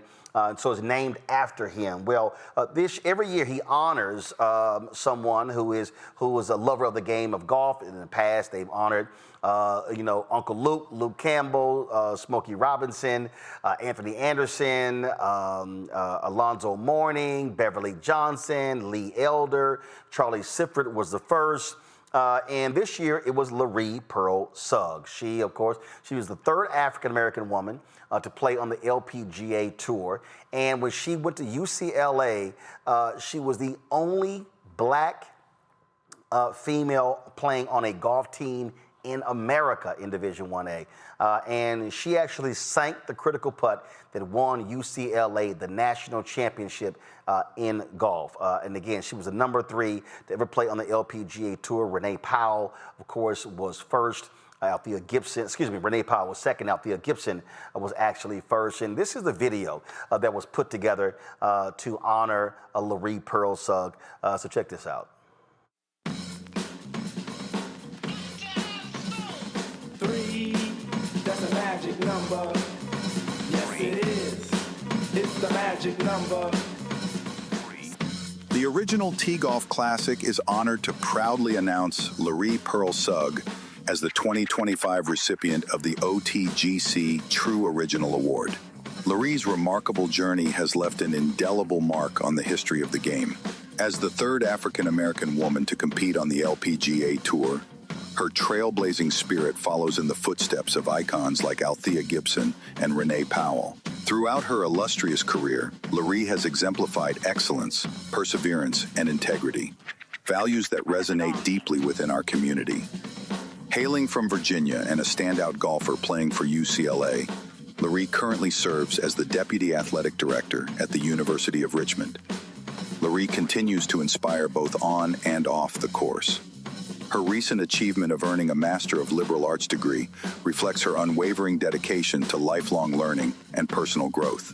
Please join us in celebrating Laree Pearl Suggs, a true original in every sense, as we honor her exceptional contributions and enduring legacy. 3, that's a magic number. Yes, it is. It's the magic number. Laree Pearl Suggs, congratulations on being a true original T member now. It was a hell of an experience for me, and it's a tremendous honor, and I just want to welcome you to the Club of Legends. It's your brother, your VA brother here, 2 up, 2 down, VA here, Alonzo Mourning. I'm Beverly Johnson. I want to congratulate Laree for being honored by the Original T Golf Classic. As a past recipient, this is a great honor. And Window is an awesome host. Congratulations again. Hey, Laree, Sam Puryear here. It's pretty exciting. You're about to get this big award. You're a truly original T. I mean, I definitely know your story, and it's pretty exciting because you're a year ahead of me, and I still remember you making that putt to win that national championship. And for me, that's a big deal because not many of us that look like you and I that have won on either side. So I'm super excited. You've been a great example, great role model of so many, and you transitioned from athletics, from playing straight into administration. You've been a remarkable administrator. I've even called on you for advice over the years. And there's so many of our young ladies that definitely should be looking at you as an unbelievable role model because you've meant so much to so many. Congratulations on your special evening, and I truly hope you continue to be a blessing to so many. Teammate, I saw it over 40 years ago. The determination, the hard work to fulfill your dream of making it to the LPGA. I remember before our matches, you would wear those Sony Walkman headphones, zoning out, getting ready to lead us to victory, and being the only female out there.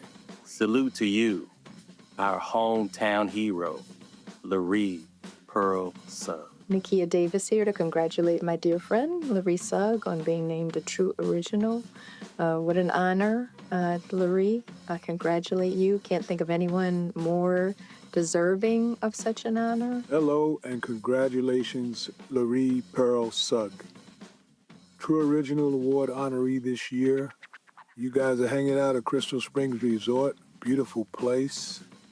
And the Original T Golf Classic is being held once again. I was there in the past, and I just feel like it was a great, great personal experience, meeting different people from all over the country who love the game of golf. Laree, I salute you, for what you've been able to accomplish in the game of golf, and how you've been a model for many who have followed you, male and female. And it's not about the gender, it's just about the game. So have fun this weekend, enjoy yourselves, and I'm Julius Dr. J. Irving. So nothing more needs to be said. Love you, and Wendell, look forward to seeing you sooner than later. Goodbye. Miss Laree Pearl Suggs. This is Aaron Brooks. Hey, I just want to congratulate you for being selected and being honored. Your legacy lives on, and it will continue to live on. Because one, you're from the state of Virginia, and then two, you're a rock star. We appreciate you, we love you, and can't wait to see you at the event. Laree, this is the original Spider-Man, Johnny Newman. I want to congratulate you on this great honor. You've done so much for women's golf and golf in general. Well deserved. I also want to thank you for all you do at the University of Richmond Athletic Department to try to put them back on the map the way I left it there. You've done so much, and please continue to do all you can so we can get back on top. Again, congratulations. Hey, Laree, I just want to say a big congratulations on receiving the 2025 True Original Award at the OTG Classic. You've done so much for the game, from being the third Black woman to earn LPGA Tour status to continuing to lead and open doors for others. It really, really means something special, especially for players like myself. And you've paved the way for so many of us. And I'm really, truly grateful for everything you've done. And this award is so well deserved. So I'm celebrating you all the way. Laree Sugg, it's Anthony Anderson all the way from Greece. And it is with great privilege and honor as a fellow recipient to welcome you and congratulate you on receiving the 2025 OTGC True Original Award. Throughout your illustrious career, you have exemplified integrity, leadership, courage, and perseverance. Congratulations, and welcome to the family. Hello, Laree. Congratulations on being the 2025 recipient of the True Original Award. And welcome to the Original T family. I am just so proud of you. I remember the first time I met you when you were, 10, 11, or 12 years old. Your grandfather introduced us, and you were a participant, helped me with the clinic that I did in Petersburg, Virginia. And then I followed you throughout your life, being such a great player at the UCLA and actually having the winning putt. And now you followed your grandfather as an educator, and I'm just so very proud of you to be the third African American to play on the LPGA Tour a few years after I did, actually. So I know you're going to have a great time. You're going to have a great couple of days. Wendell is an incredible host. And again, I just want to say congratulations to you. I'm so very, very proud of you. Have a great, great couple of days. 3, that's a magic number. Yes, it is. It's the magic number. Somewhere in this... Wait. We gotta get a special shout out from New York's number 3, John Starks. Hey, Laree, this is John Starks. I just want to say congratulations on being this year's honoree at the Original T Golf Tournament. I wore number 3, and I know that you was the third Black woman to play on the LPGA Tour. I just want to thank you for being a true pioneer. Congratulations once again. Okay. This would not be complete if we didn't have a shout out from Virginia's original number 3, Allen Iverson. Congrats, Laree, on being this year's recipient of the OTGC True Original Award. Continue your hard work, being great, and adding to your beautiful legacy.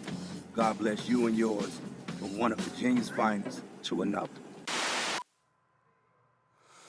All right, folks, and then, of course, Wendell presented her with her trophy, this huge trophy. So check this here out.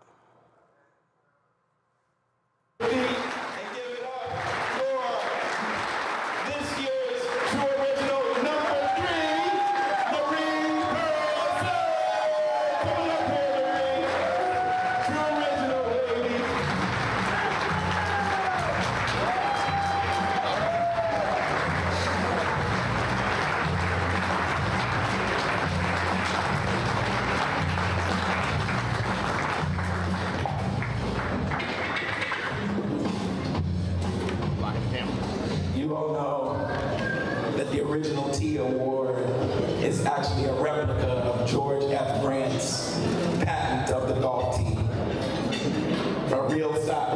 A giant-sized replica of George Grant's invention that represents the history of African Americans in golf dating back to 1899. Larry, please accept this with pride and honor. It's pretty delicate, but I want you to hold it. But it sits on a kind of a thing. So I'll grab it. Okay. And you can say a few words. I'll hold it too. And we'll take a couple of pictures. Well, I thought Wendell was a nice person, so I don't think so anymore after that video, because I don't know how I can get myself together and talk after that amazing video and all those surprises that are in there. Thank you so much to everyone in the room. Thank you to Wendell. I mean, he told me, Larry, I want you to come up to this golf tournament so I can give you your flowers, because people need to be recognized and to have their flowers while they still can smell them and appreciate them.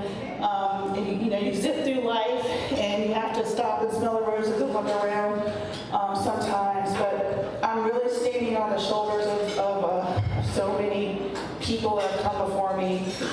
Certainly, it's so special that I knew about my grandfather made sure I knew the history of golf, so I knew about Dr. Grant, and so this is just so special. And to be surrounded by the young people that are in the room here today, I have my son, I have my cousin here, I have my from here in New Jersey, so thank you so much for coming. And but to see the young up-and-coming LPGA players that are here in the room, to see the youth clinic. I know Gavin killed it today with that youth clinic. He's amazing in the work he's doing in golf. And that's so much about passing it forward. And so for the young people in the room, I really thank you for being here, but I also want to give you a message about how you got to hold the door open for the next person to come along. So when I came on the third, I was number 3, and I wore that proudly. In 2000, it was the 50th year, the anniversary of the LPGA Tour.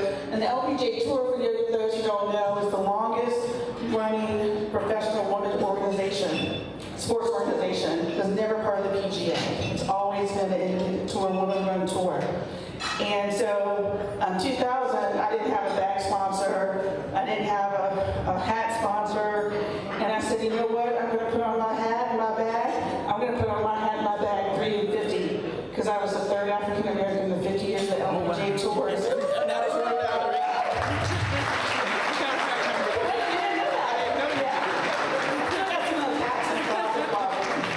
But it really is, but I was trying to stay on tour long enough for the next person. And I didn't quite make it long enough till the next person came, but I did all I could to hold the door open. And that's what I want the young people to do. Hold the door open, especially today, in these times, and give each other grace, because you don't know what your mother, what your father, what your uncles, what your bosses and supervisors are doing to have that foot in the door to keep it open right now. It's really hard. Really hard. So young people, be ready to keep the door open for the next person and be able to bust through that door. Anything is possible. I'm from Petersburg, Virginia, and I made it all the way to UCLA. I'm usually really humble, I don't like to brag on myself, but now at 55, I'm like, that's cool, right? That was hard, that was cool, right? And so what I'm telling you is that anything is possible, and you have to believe, and I'm fortunate enough to have so many people around me that believed in me. So when I was down, they were there to pick me up. My grandmother, Maggie Shelton, I went through a really hard time at UCLA being I was the only black player in collegiate golf at that time, and I went through a really rough period. Most people know about me making the winter putt in the sudden death playoff for us to win the championship in '91, but they don't know about how hard my junior year was for me. And I almost stopped playing the game of golf. And because I didn't feel like my coach believed in me, didn't believe in my talent. And I'd come all the way from Petersburg to Los Angeles, and I was lost for a minute. And my grandmother, who was riddled with Parkinson's Parkinson's disease, she sent me a scrapbook that she had made. And it wasn't all that neat because with Parkinson's, you don't have all your dexterity, but she sent me this scrapbook. And she wanted me, it was clippings of my junior golf experiences and tournaments, and she wanted me to remember that I was a champion. And so having people around you that can remind you of those things when you're down, and that's what Wendell is doing. He's going out there to make sure that you don't know what people are going through. And so that's why you have to give them their flowers. You got to make sure that they know how you feel, that you encourage them, because no matter what's going on the outside, you don't know what's going on the inside. So thank you, Wendell. I've enjoyed my flowers. I've enjoyed this weekend. I've enjoyed meeting everyone. Thanks to all the sponsors and to all the young people. Keep that door open and keep it open for the next person. All right.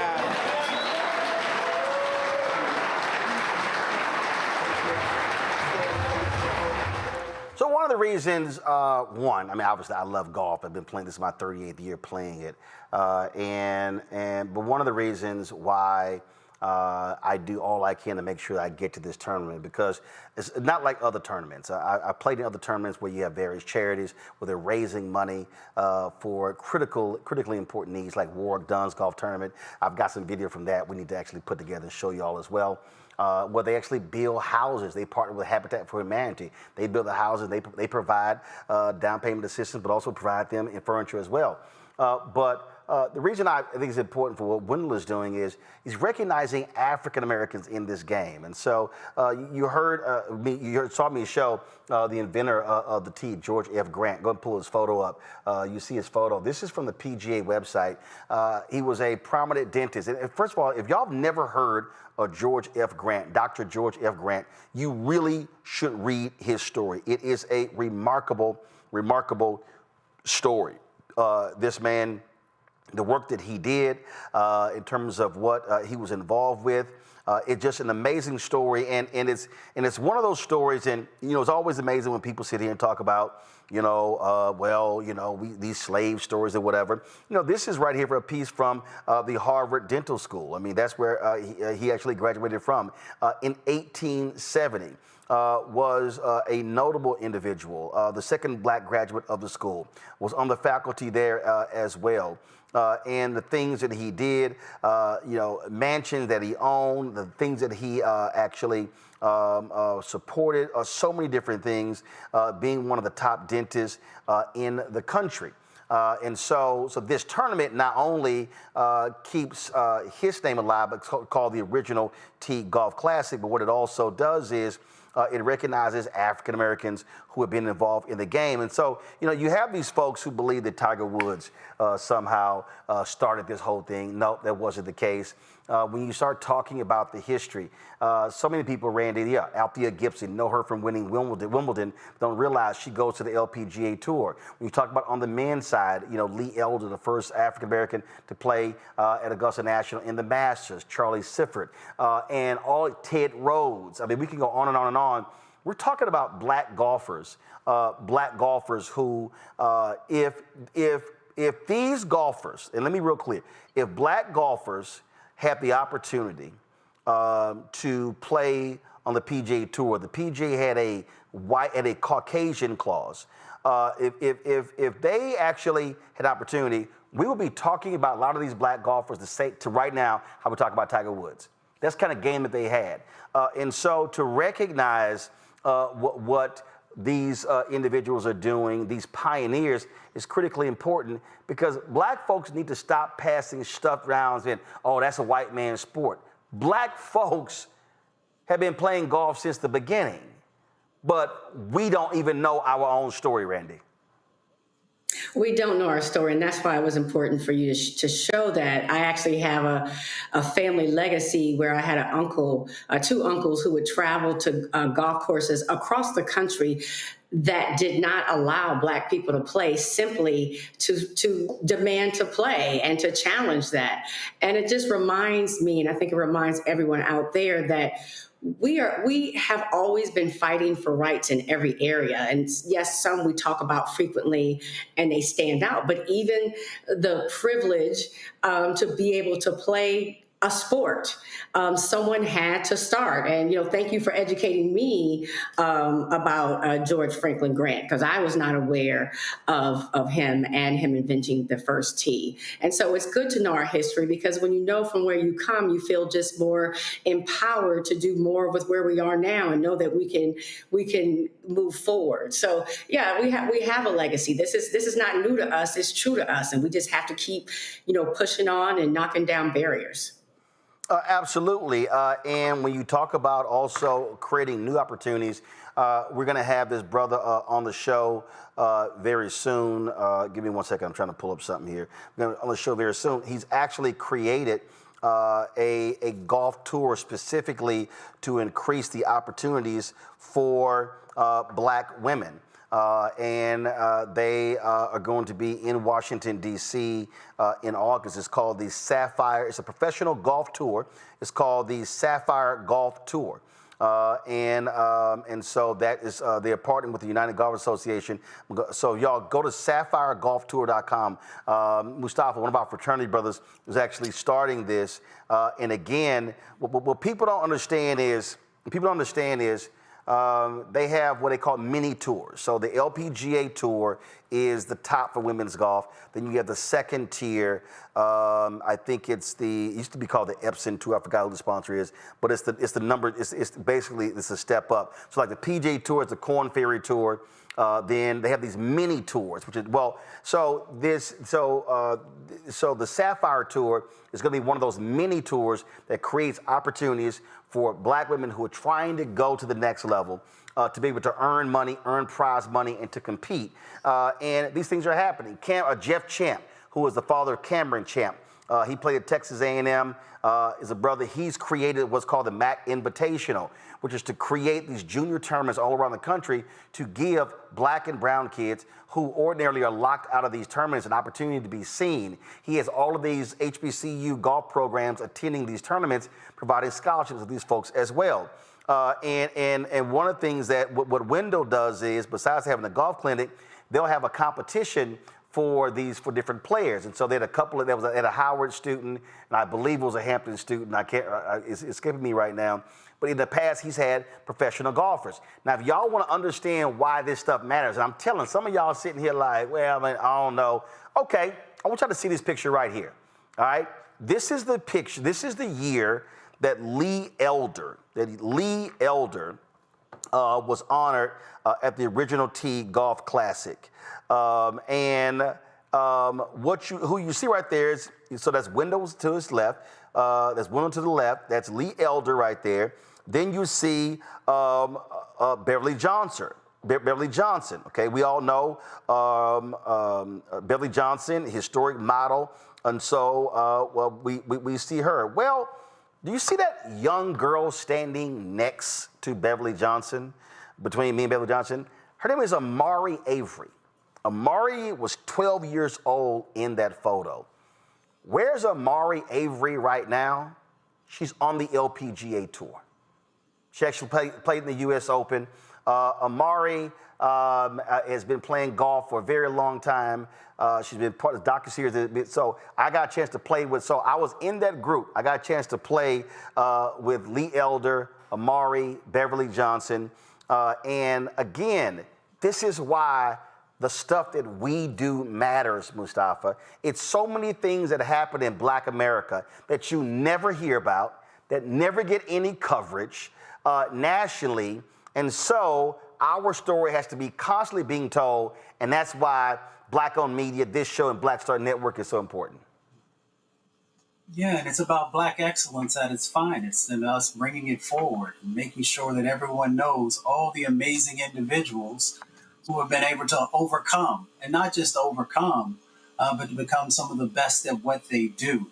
It's also about economic opportunities. When we look at golf, there's the game itself, but the opportunities to be able to create all the pieces that pull all that together, whether it's the courses or it's the clubs or tours, all of this is an opportunity to continue to build bridges so that, as in that picture that you had, the young sister has the opportunity to continue on, to be supported, and then to just create exponentially huge opportunities for so many young people to move into this space, which will follow them throughout their life. Everybody knows all the business deals that are done on the golf course, along with making sure that we're out just getting the exercise that's necessary.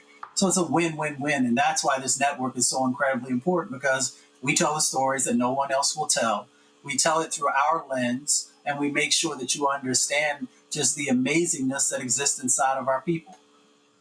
And I see this. I see Nicole Marks, and she has some great comments in our YouTube chat. But Nicole, you have one mistake. Nicole writes, "This is high society Black people," but actually it's not, Nicole. Joe, I've played at there in a lot of our cities: Houston, Dallas, Los Angeles, D.C., Maryland, others. You have what are the places where Black folks actually, in Black neighborhoods where they play golf. And so I'm always trying to explain to people, it's Black folks left and right who work, who are blue collar, who do customer service jobs, who play golf. You know, and so we make this mistake that it's entertainers and athletes, it's folks in media, it's folks with money, it's rich people. No. Regular and ordinary brothers and sisters are playing golf every single day and been playing for centuries. Yeah, we've been playing for a long time. I remember there was a public course in LA. Gosh, I think I want to say it was off of Western. I never played it, but would ride by it a million times. There are a lot of public courses out there that Black folks have always played. My dad kept his clubs in the closet. Never saw him use them, but that was a different thing. Years ago, Beverly Johnson actually was in contact with our office. I never met her, but I talked to her about the treatment of a young African-American child on local golf courses. So she's been involved in that issue for a long time. We've got to stop eliminating ourselves psychologically from participating in things that we sometimes, if we didn't invent it, we upgraded it, we participated with a level playing field and the resources, we can do anything. Absolutely. And that scares some people. And we got to stop accepting the suggestion that we shouldn't do it just because we don't see a lot of Black folks doing it. And so I'm glad for this issue. I'm glad for this award for this sister and all of the backstory. That really helps us. Absolutely. And I was going through some photos, and Wendell also had sent me this. This was Amari, and I think that's Amari's sister, who also was a great golfer. And this was y'all 10 years ago, the 2015 Original Tee Golf Classic and the inaugural Fresh Classic Youth Competition.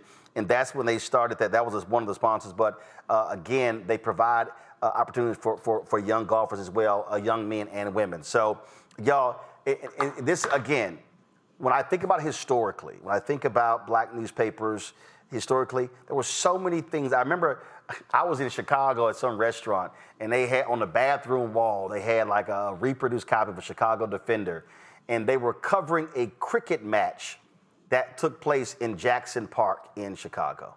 And so I say this because in our history, there have been so many things that happen in Black communities that Black newspapers, Black radio, now Black digital are covering. And so this is why, again, what is it? Nation's first Black newspaper. We wish to plead our own cause, too long have others spoken for us. We can tell our own story, but you gotta have us in the business to actually do that. So, Wendell, congratulations on the great year. And Loree Pearl Sugg, congratulations on being the latest honoree for OTC. And look forward to the tournament next year and honoring another Black golfing legend. All right, folks, got to go to break. We come back. We're going to share with our latest ShopBlackStarNetwork.com entrepreneur. She's got puzzles. We'll be right back. On the next Get Wealthy with me, Deborah Owens, America's Wealth Coach, Black Americans have 1/10 the wealth of their white counterparts. But how did we get here? It's a huge gap. Well, that's why we need to know the history and what we need to do to turn our income into wealth. Financial author and journalist Rodney Brooks joins us to tell us exactly what we need to do to achieve financial success. You can't talk about why we are, as Black people, where we are, unless you talk about how we got here. Bridging the Gap and Getting Wealthy, only on Black Star Network. This is Essence Atkins. Mr. Love King of R&B, Raheem Devon. It's me, Sherry Shepard, and you know what you watch. You're watching Roland Martin, Unfiltered.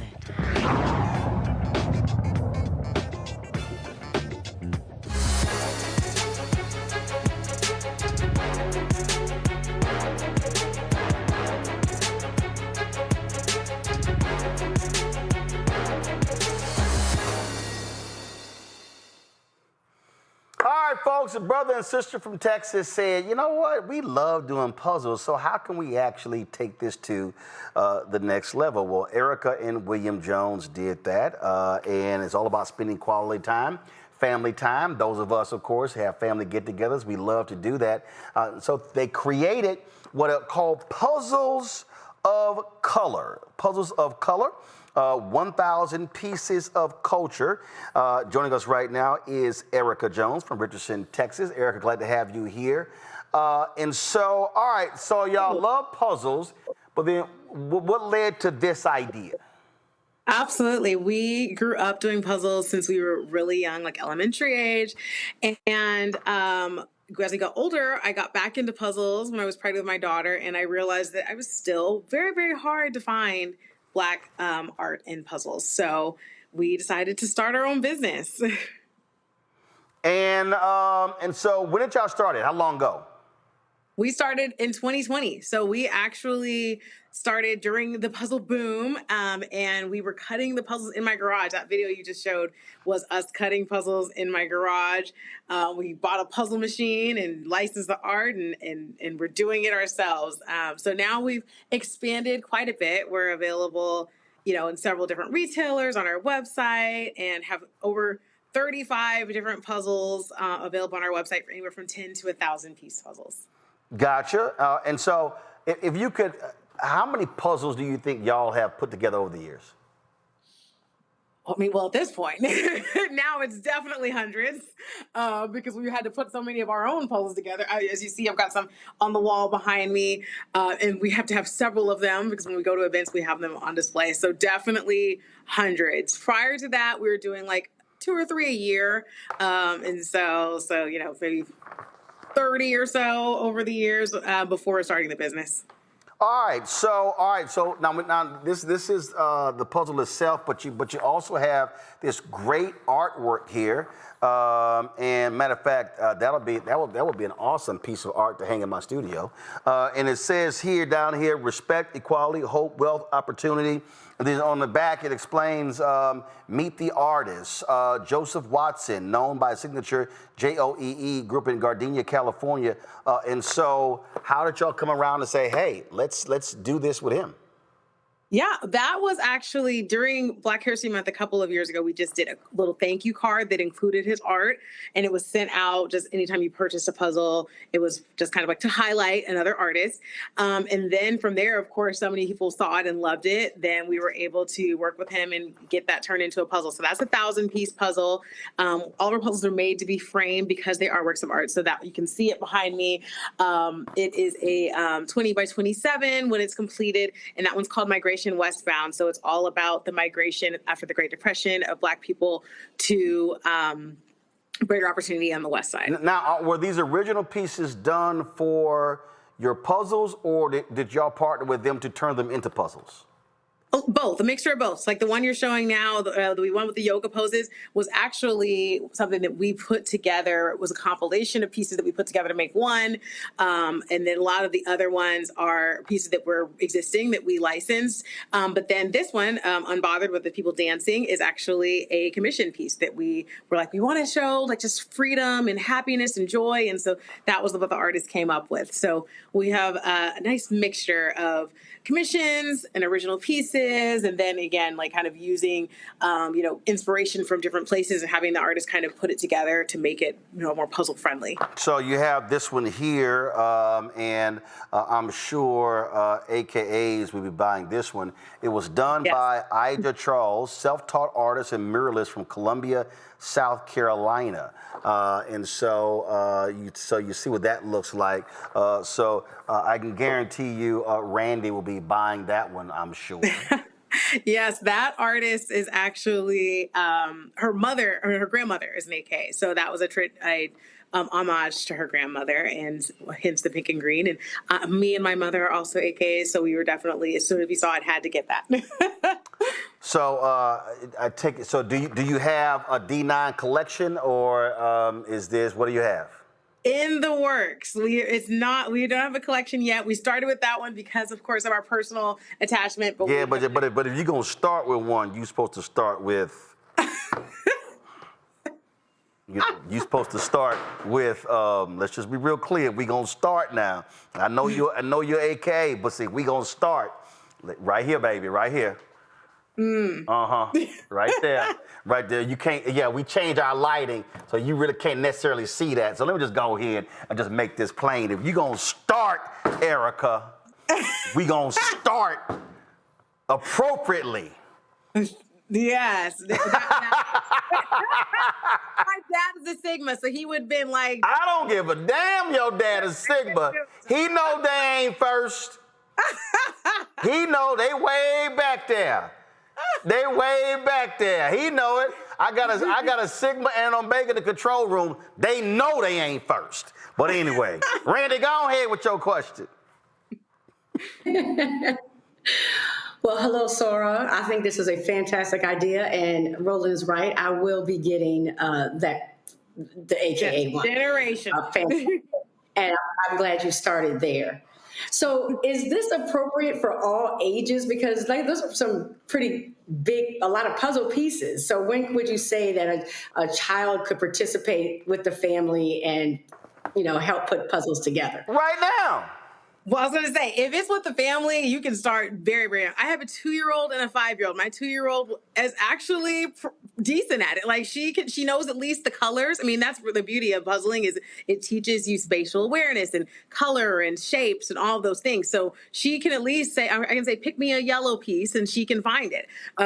She may not be necessarily putting it together fully, especially not a 1,000-piece, but they've definitely, the young ones have helped me with 500-piece puzzles. And the sooner you give them the exposure, the better they are, and the more they're using those muscles.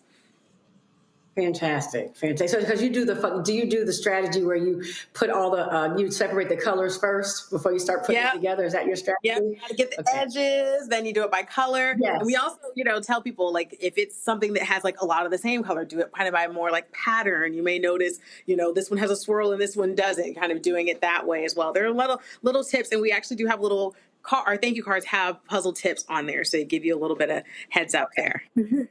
And is there a rating, like which ones are more complicated? Girl, how many questions you got? We got two other panelists, Randy. So I'm sorry, I got lost. So. This ain't your podcast. I got two other people waiting to ask a question. Mustafa, go. Sister, congratulations, sister. We appreciate everything you're doing. My question is, what are the greatest challenge that you've had starting your business, and what has been the greatest success?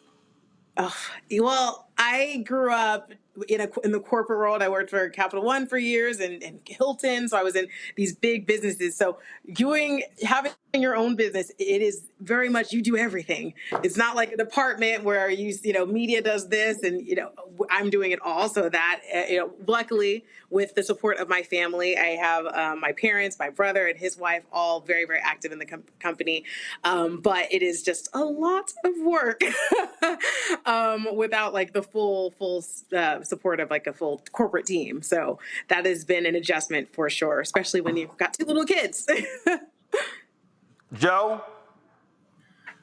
I would ask, this is really great, and I'm going to get this from you. I'm wondering what are some of your next frontiers in terms of other things that you want to puzzle And I'm picking through the website a little bit, and I'm not seeing sports, and I'm wondering, sports figures, is that intentional at all? I wonder. So I'm asking kind of what window you're coming through on that, because always Black folks, sports and entertainers. Where's my Michael Jackson? Where's my, you know what I mean? So tell us about that. Well, as we mentioned, I definitely would like to get a D9 collection going. Again, in the works, trying to find the right artists and all of those things. Sports, ironically, we are actually working on our next collection, and we will have a sports puzzle within that collection, because we want to, speak to especially the boys. We have a lot of female-centered images, so we want to kind of give something for the guys to enjoy as well. So we will have a basketball-centered, potentially basketball. We're still working on that centered piece in the next collection. But yeah, as far as like major figures, we don't typically do puzzles with them, just because licensing and all that stuff. We want to make sure that we're not, violating anything there. But we would absolutely love to. We're in the talks with some estates to be able to potentially do some puzzles featuring historical figures. We do have a Harriet Tubman puzzle, so that's like a historical one there. But we're working on expanding in that area as well. Excellent. Thank you.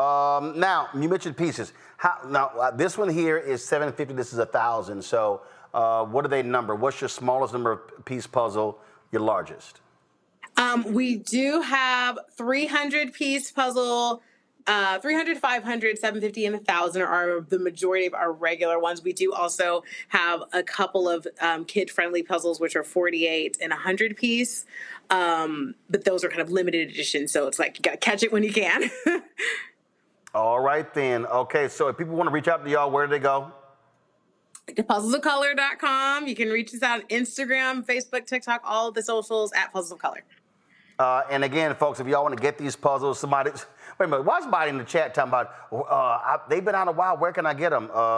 It's called shopblackstarnetwork.com.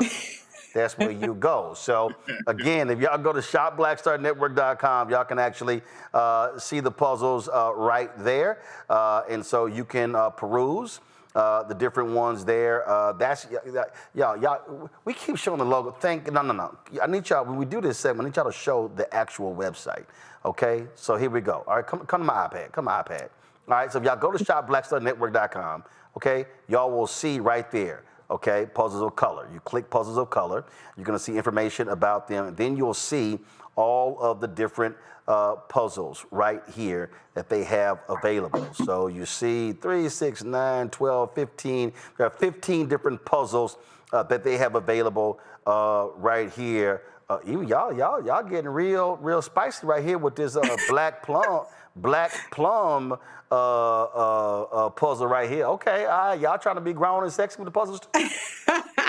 Absolutely. Got something for everybody. Nice little date night, Phil. Yes, absolutely. So, okay, that is not a puzzle for the kids. I'm just saying. They ain't one for the kids, just letting y'all know. All right, then, y'all. So go to shopblackstarnetwork.com to check out and grab these puzzles for color. Erica, we appreciate it. Thanks a lot. Thank you. Have a great night. Appreciate it. Let me also shout out, y'all, we get each other. Bubba Wallace, of course, he races under the Michael Jordan, Denny Hamlin NASCAR team. Over the weekend, became the first African-American to win a race at Indianapolis Motor Speedway. They have a number of different races there, F1, NASCAR, other races. No African-American has ever won a race at the Motor Speedway, but Bubba Wallace did, and so we salute him for that. He, of course, is the only African-American driver on the NASCAR circuit, and so Bubba held off some stiff competition to become the first African-American driver to win the Brickyard 400. That is one of the top, basically, like you have the in NASCAR, in golf, you have majors.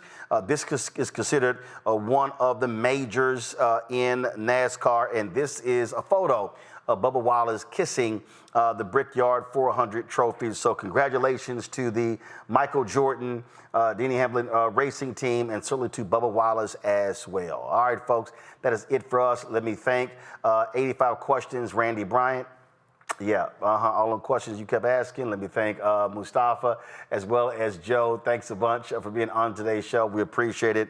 Folks, listen, this is why it's critically important to support this show, the diversity of stories that we cover, whether it's politics, news, culture, sports, opportunities for African-American business owners to share their products. All of that stuff matters. Your support is critically important when we talk about doing that. So do us a favor and join our Bring the Funk fan club. The goal, of course, is to have 20,000 people contributing on average $50 each a year. We don't charge a subscription fee. We make this content available to everybody everywhere, and so we appreciate your support. And if you want to contribute via Cash App, use the Stripe QR code. You see it right here. This is the QR code. Click the Cash App button to continue. Also, all of y'all on YouTube right now, we do hit the like button. Okay, hit the like button, please. Check some money order. Make it payable to Roland Martin Unfiltered. P.O. Box 57196, Washington, D.C. 20037-0196. PayPal is R Martin Unfiltered. Venmo RM Unfiltered. Zelle. Roland at RolandSMartin.com. Roland at RolandMartinUnfiltered.com. Download the Black Star Network app. Apple phone, Android phone, Apple TV, Android TV, Roku, Amazon Fire TV, Xbox One, Samsung Smart TV. Be sure to get a copy of my book, White Fear, How the Browning of America is Making White Folks Lose Their Minds, available at bookstores nationwide. You also, of course, can be sure to get our products, our swag. See the shirt that I'm wearing right here? Hit me right here. Don't blame me. I voted for the black woman. You can get this shirt at shopblackstarnetwork.com. Our other shirts, FAFO with Project Crossed Out 2025.